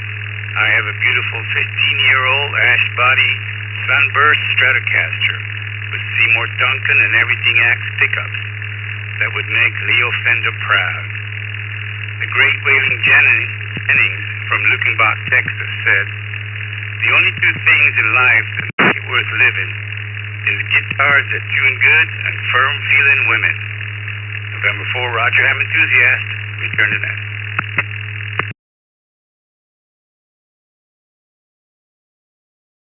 Roger, we always look forward to you putting a smile on our face here in the logging room, whether it be on the Morning Brew or TechNet or whatever. Thanks for being here. Next up's the Mayor of Hollywood, Florida, W4PPX. Hi, Don. Good morning, Godfather. Taking everybody on the TechNet tonight. Put me down in the CW column. Sure glad that they don't require that anymore. I'd be in big trouble. I do know SOS, but that's about it. Back to Dick.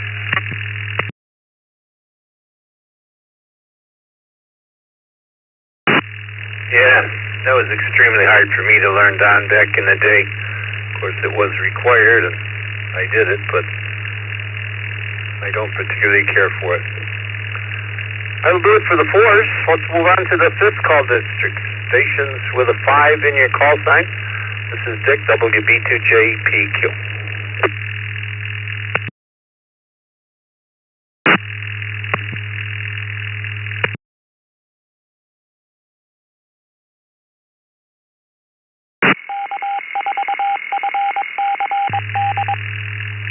Kilowatt 5, Hotel Lima Hotel, K5.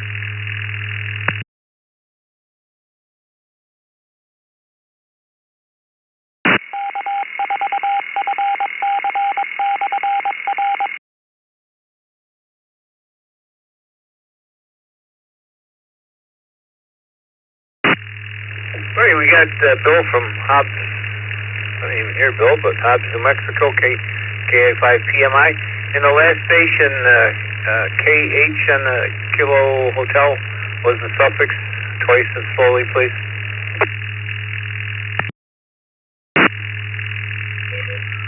Kilowatt 5, Hotel Lima Hotel, K5HLH Harry, in New Mexico.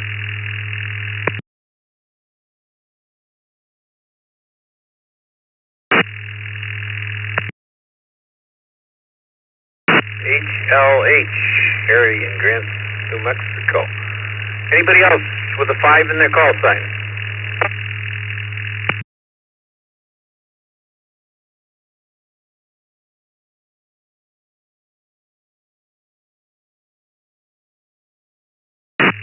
Howdy. Good evening to Bill in Hobbs, New Mexico, KI5PMI.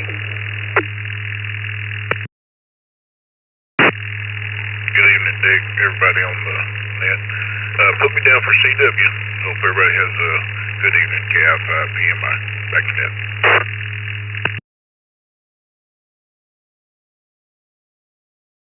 With CW it is, Bill.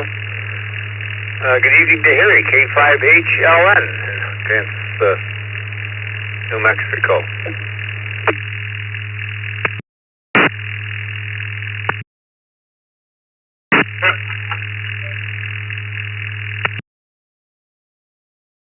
Watt 5 Hotel Lima Hotel, K5HLH. Harry in New Mexico, good evening. From the Cibola County Amateur Radio Club, no traffic. What was the question for this evening's net? I guess I should have repeated it. I didn't even do that at the top of my net controller. What mode do you find most difficult to learn in ham radio? What's the most difficult mode that you find hard to learn in ham radio? HLH. Well, that's easy. CW. Still trying to learn. Thanks for running the net. 73s to all. K5HLH.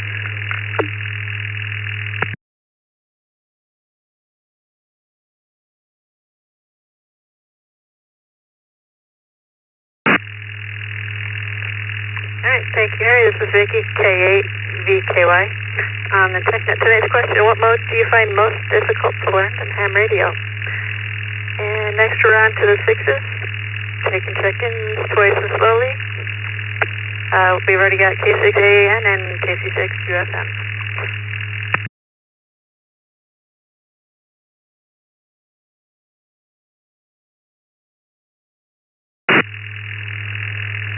KO6IXN, KO6IXN.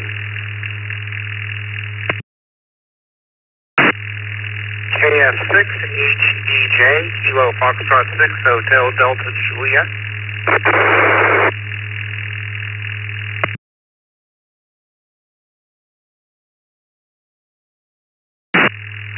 Kilo 6 Lima November India, K6LNI.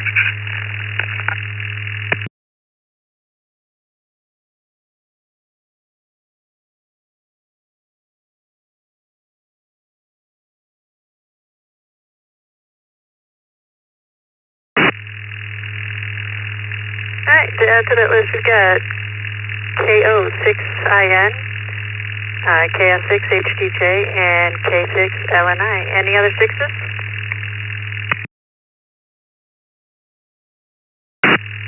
November 6 Kilo, November Echo slash HK. That's N6KNE. And I'm a slash HK here in Pusa, Colombia.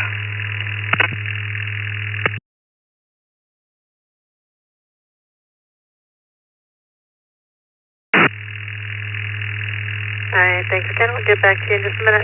First up, Mike, K6AAN.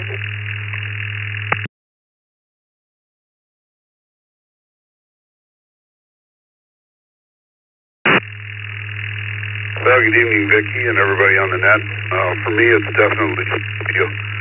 I've taken a couple real hard, deep dives into learning that and unsuccessful, so I probably won't even try again. But that's the toughest one for sure. Back to net control. This is K6AAN.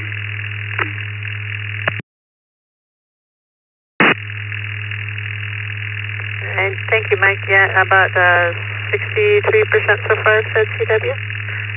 Next up, Charles, KC6UFM.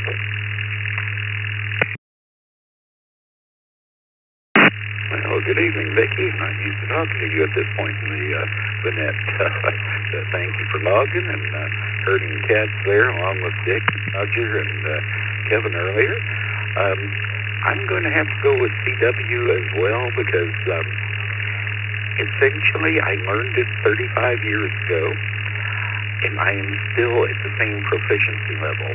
With that said, I have not really focused on building my proficiency, but irregardless, I'm pretty much exactly the same as I was 35 years ago. So I probably need to get on that. But not much going on here in beautiful downtown Guatai. It's been a little warm and lots of fires here in California, but luckily most of them are pretty small right now, and the firefighters are getting them knocked down pretty quick. So 7-3 to everybody. Have a great Independence Day this Friday, and we'll catch everyone on the Reflector. KC6 UFM, back to net control.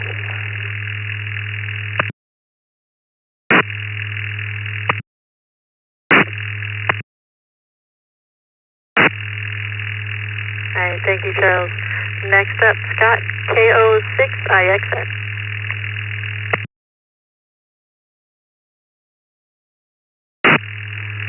Good evening, Vicky, Dick, and everybody on the net. I would have to say, as a new ham, CW intimidates me probably the most. I'm very grateful it's no longer in the test. But yeah, if I had to pick one, I would have to say CW. Have a good evening to everybody. KO6IXN, back to net control.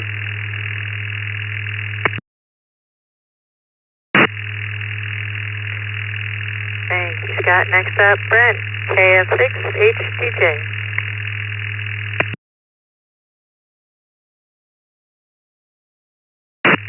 Well, good evening, Vicky, and the rest of the net. I'm also going to go with CW. I learned it well enough to fail the 13 words a minute 5 times, finally passed it, and never plan to pick it back up again. But it still gives me nightmares. Hi. So, 73, have a great evening. KF6HDJ, back to net control.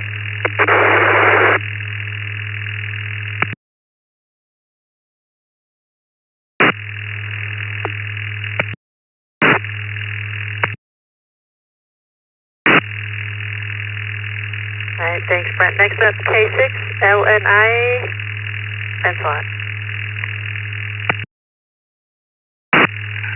Well, good evening, everyone on the net, and Vicky and Dick, and the hardest one for me is CW.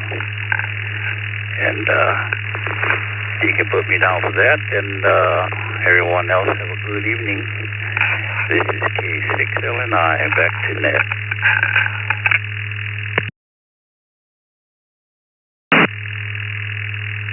Thank you, Lancelot. Last on the 6 is K6KNE.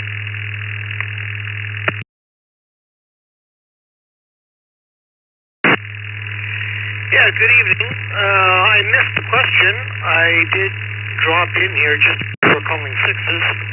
I'm assuming that the question was regarding some CW and maybe some other options.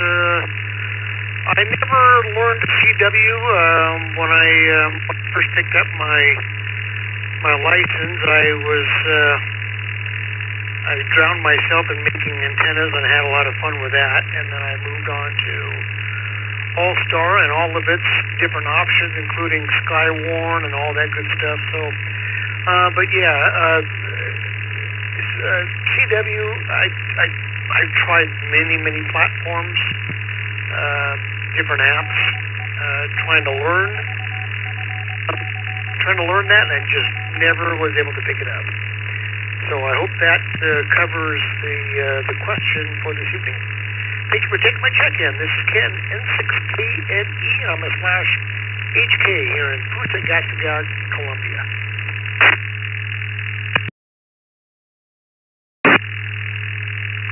As long as you can pronounce it and get home, everything's good. But yeah, you answered the question. It was today's question is, what is the most difficult mode for you to learn? And on to the 7s, twice as slowly, please.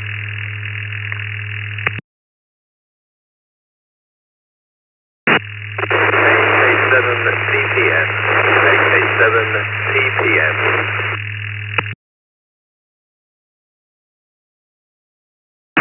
DU7 AFX from Philippines. DU7 AFX from Philippines.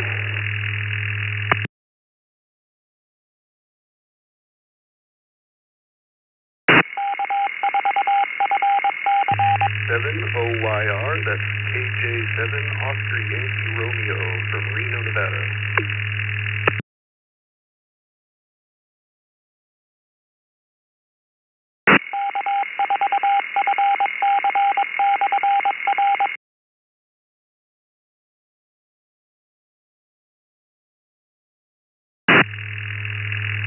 Okay, we've got Arthur KJ70YR. I'm not going to insult you by trying to pronounce your name, but D7EFX. And get a KK7. Can you come back again, please?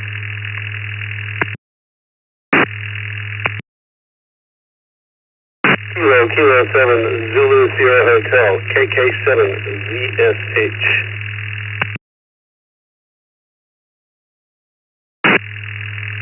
I had TTM, not even close.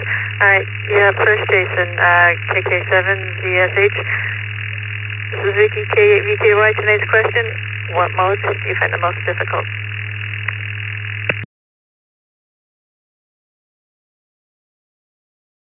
Everybody on the net. Hope everyone has had a great day. It's been a pretty good day here. Pretty hot too, about 95, 96 degrees. I'm going to go with CW. I'm pretty new of a ham. I tried it many years ago and just couldn't get the hang of it in Boy Scouts, and I left it there. So that's my answer. KK7 ZSH.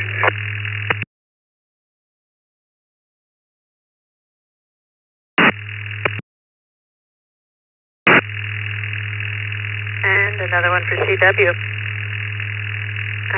We've had about 55 people already. About 30 of them have already said CW, so it's a lot of people that wouldn't be hams if they hadn't dropped it. Next up, D7EFX.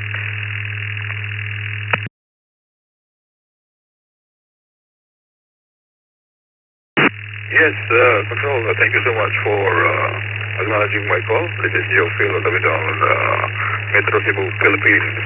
Back to you, over.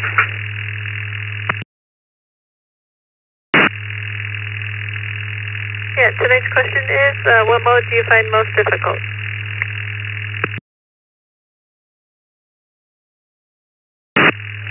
Difficult, so what kind of thing, Control? Is it RF or CW? Is that right? Back to you, over.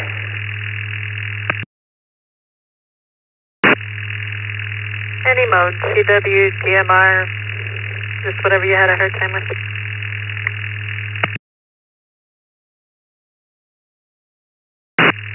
Okay, I prefer with the CW. Yeah, it's not so easy to have hear that kind of thing. Really that it. But anyway, I can receive at least 25 words per minute or 28 words per minute. Beyond that, I don't know. Thank you, Control. Thank you so much. Just participating in your morning roots or net call this time. D7 FX from Philippines. You feel is my name. Back to you, over.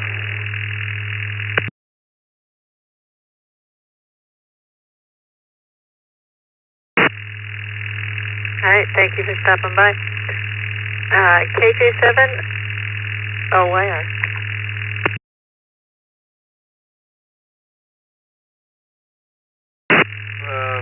Real tempted to jump on the CW bandwagon here, as I do find that pretty difficult. I learned Morse in Boy Scouts, but don't ask me to do it near fast enough.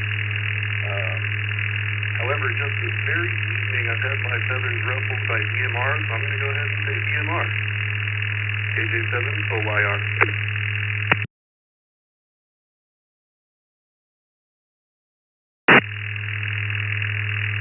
Alright, thank you. The last of the sevens.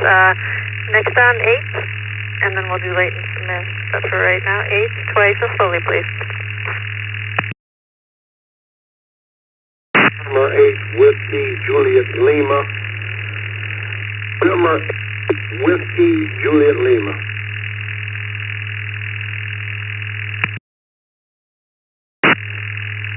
Alpha 8, Whiskey India. Alpha 8, Whiskey India.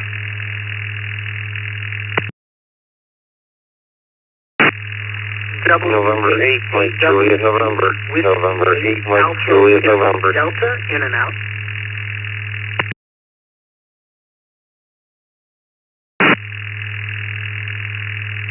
The Delta, can you come again, please?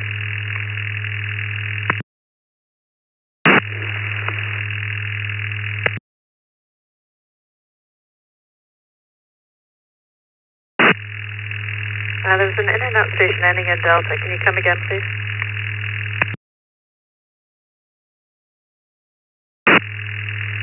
Whiskey 8, Alpha Whiskey Delta, W8, AWD, in and out.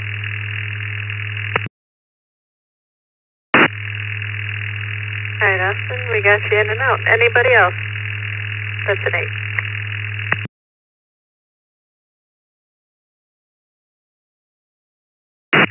Kilo 7, Tango, Kilo 7, Tango, Papa Mike.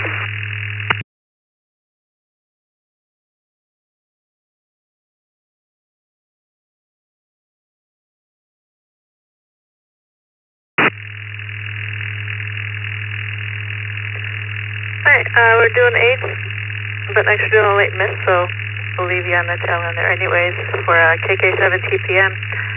For the 8s, we've got N8, WJL, AA8, WI, N8, MJN, and W8, AWD was in and out. On to J, N8, WJL. Good evening to everyone on the net. Yeah, I would have to go with CW. That's one that's giving me a problem there, right?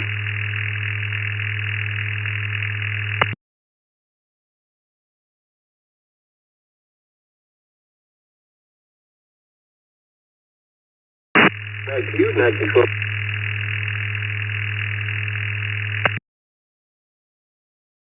Alright. Thank you, Jay. This is Vicky, K8, VKY. And next on to Bernie, AA8, WI.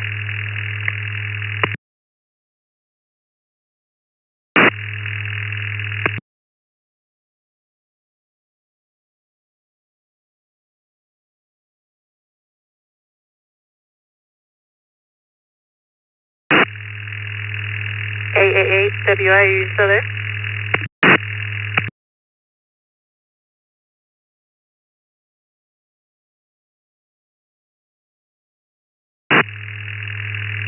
Okay, Martian, N8, MJN. What was the most difficult mode for you?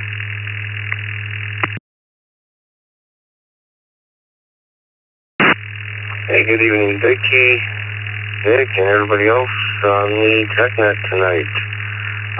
Well, I can't say CW because I've never tried it. So maybe in the future I can comment on how difficult that is, but so far the most difficult mode for me has been All-Star. Never dealt with Debian, so there was a whole big learning curve for me on that front. And I think I'm getting close to getting my All-Star node up and running, so maybe a few more settings and I'll be there.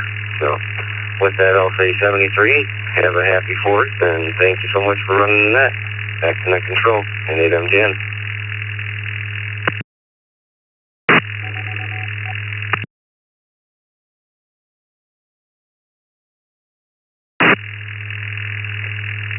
Alright, thank you, Martian.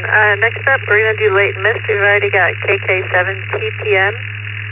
Anyone, anywhere.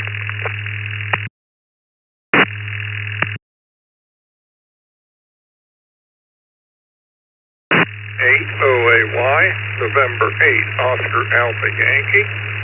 Dave, W4FWM, Alabama. W4 Foxtrot Whiskey, November. And W2KJV, W2KJV.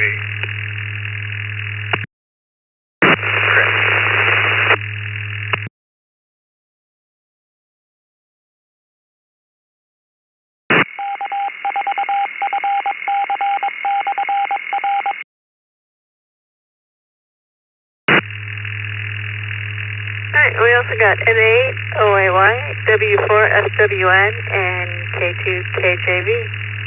Last call for anybody, anywhere.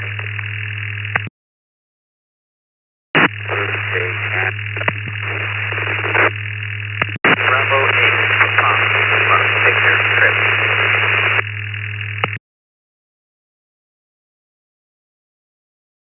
Whiskey Bravo 4, Golf Bravo India.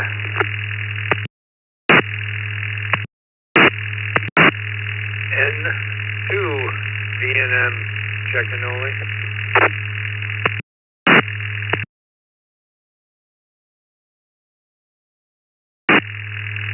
Alright, well hold up just a second. Was that N2VNN?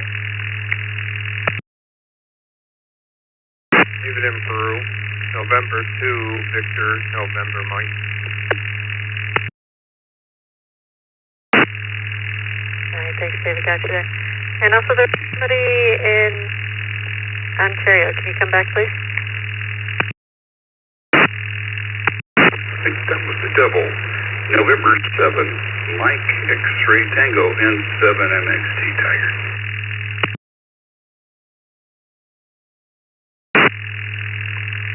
Okay, we got N7 MXT, WB4GBI, KB8 PLV, W2 KJV, I think going over the rest, and the others.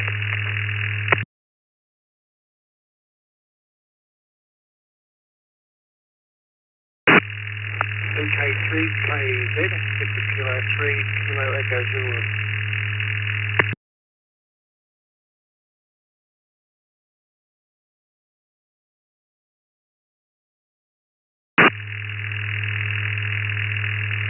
Alright, we got Brian with that also. So first up, KK7, TPN Leslie. Net Control, good evening, Net. And apologies for inadvertently breaking into the 8 earlier on. I ran up to get some water and thought you were calling for latecomers there. So anyway, back to the question. This is Les in Gresham in Oregon, KK7 CPN. On reflection, I can't really answer the question because the only mode I've tried is voice. I'm wanting to try CW, and I learned shorthand as a journalist years ago, although I've kind of forgotten most of it, so I'm kind of hopeful I might get back to CW when I eventually bite the bullet to try it. But for now, I mean, it's not really a mode, it's just part of using a mode, but the biggest at the moment is my newly acquired interest of trying to track satellites and use repeaters on satellites. I'm having a great deal of trouble with that, so I suppose I would say that it's the VHF and UHF end of the voice mode that I'm having difficulties with, or a specific part of it, which isn't really an answer, but it's the nearest one I've got.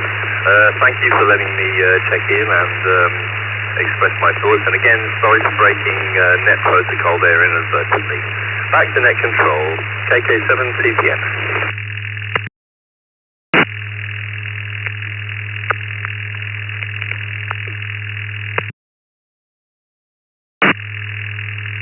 No problem, thanks for stopping by. Dave, N8 OAY.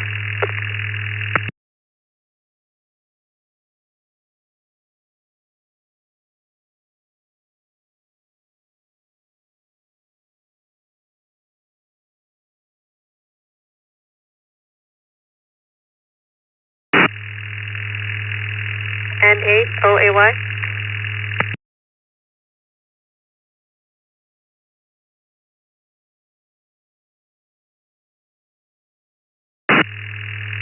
Hi, Dan, W4SWN.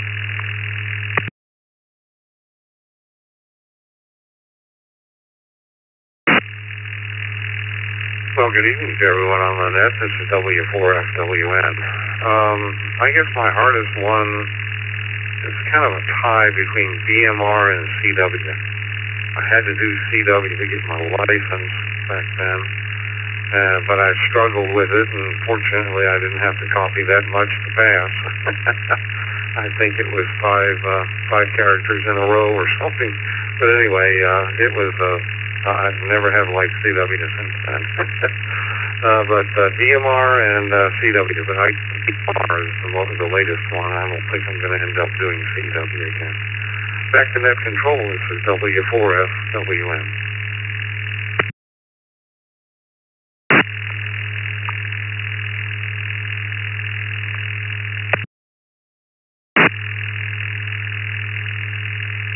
All right. Thank you, Dan. Next up, Tony, W2KJV.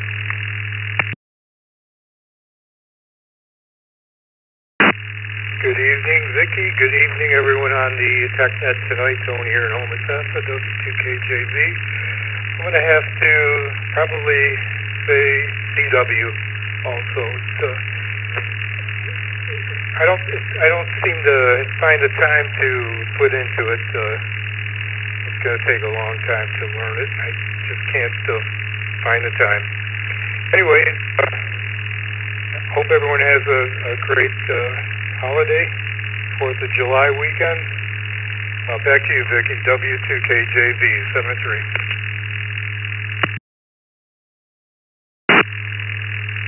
All right, thank you, Tony, and another one for CW. Chris, KB8DLV.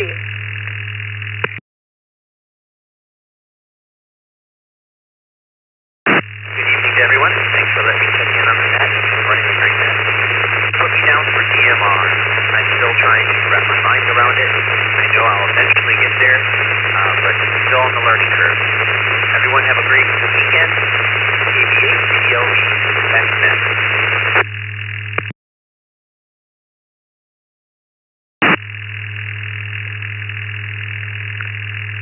All right, Tim, WB4GBI.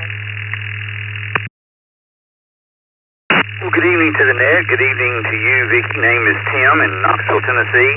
I literally just got in the vehicle when you were making the last call, so I'm not sure what the question is, and I don't want to embarrass myself further by trying to answer something I'm not sure of. So thanks for letting me check in, and good evening to everyone. WB4GBI Mobile. Well, if you got time, it's what mode do you find the most difficult to learn?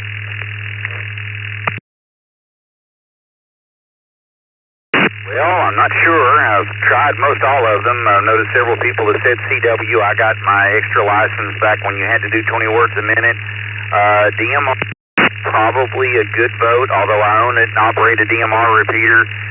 It's probably the most difficult of the digital modes to program because you've got to know the frequency, the color code, the talk group, and get those in the proper order on the right channel allocation. So I'll go with that. Thanks for letting me check in. WB4GBI Mobile. All right, thank you. Bruce, N7, MXT.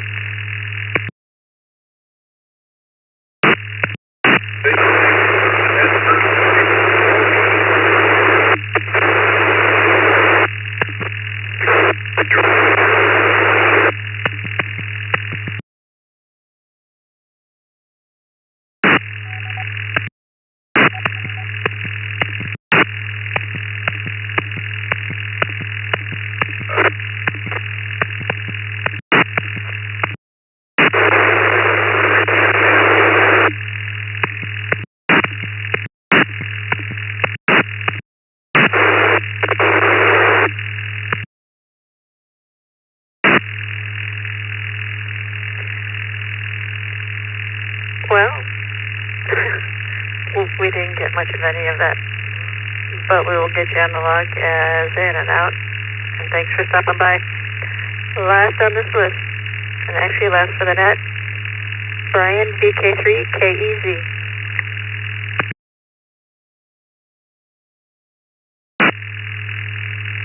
Thanks, Vicki. I noticed that in a galaxy far away, I had to pass 5 words a minute to achieve the K call in Australia. And I did that by listening to the Wireless Institute of Australia's evening broadcast. And suddenly one day, I started hearing letters and then words.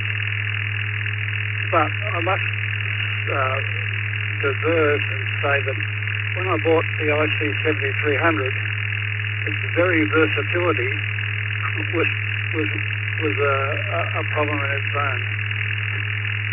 Trying to find out what to do and where to put it was a problem. 3K3KZ bar.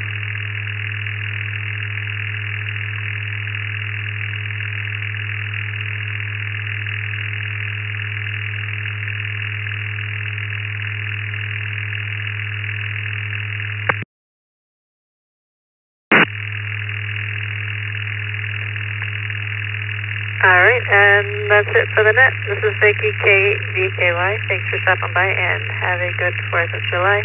Returning the reflector back to normal use.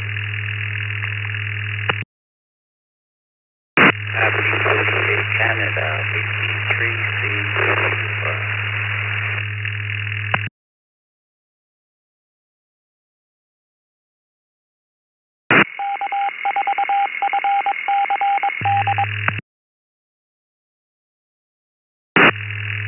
And 7 OKN monitoring.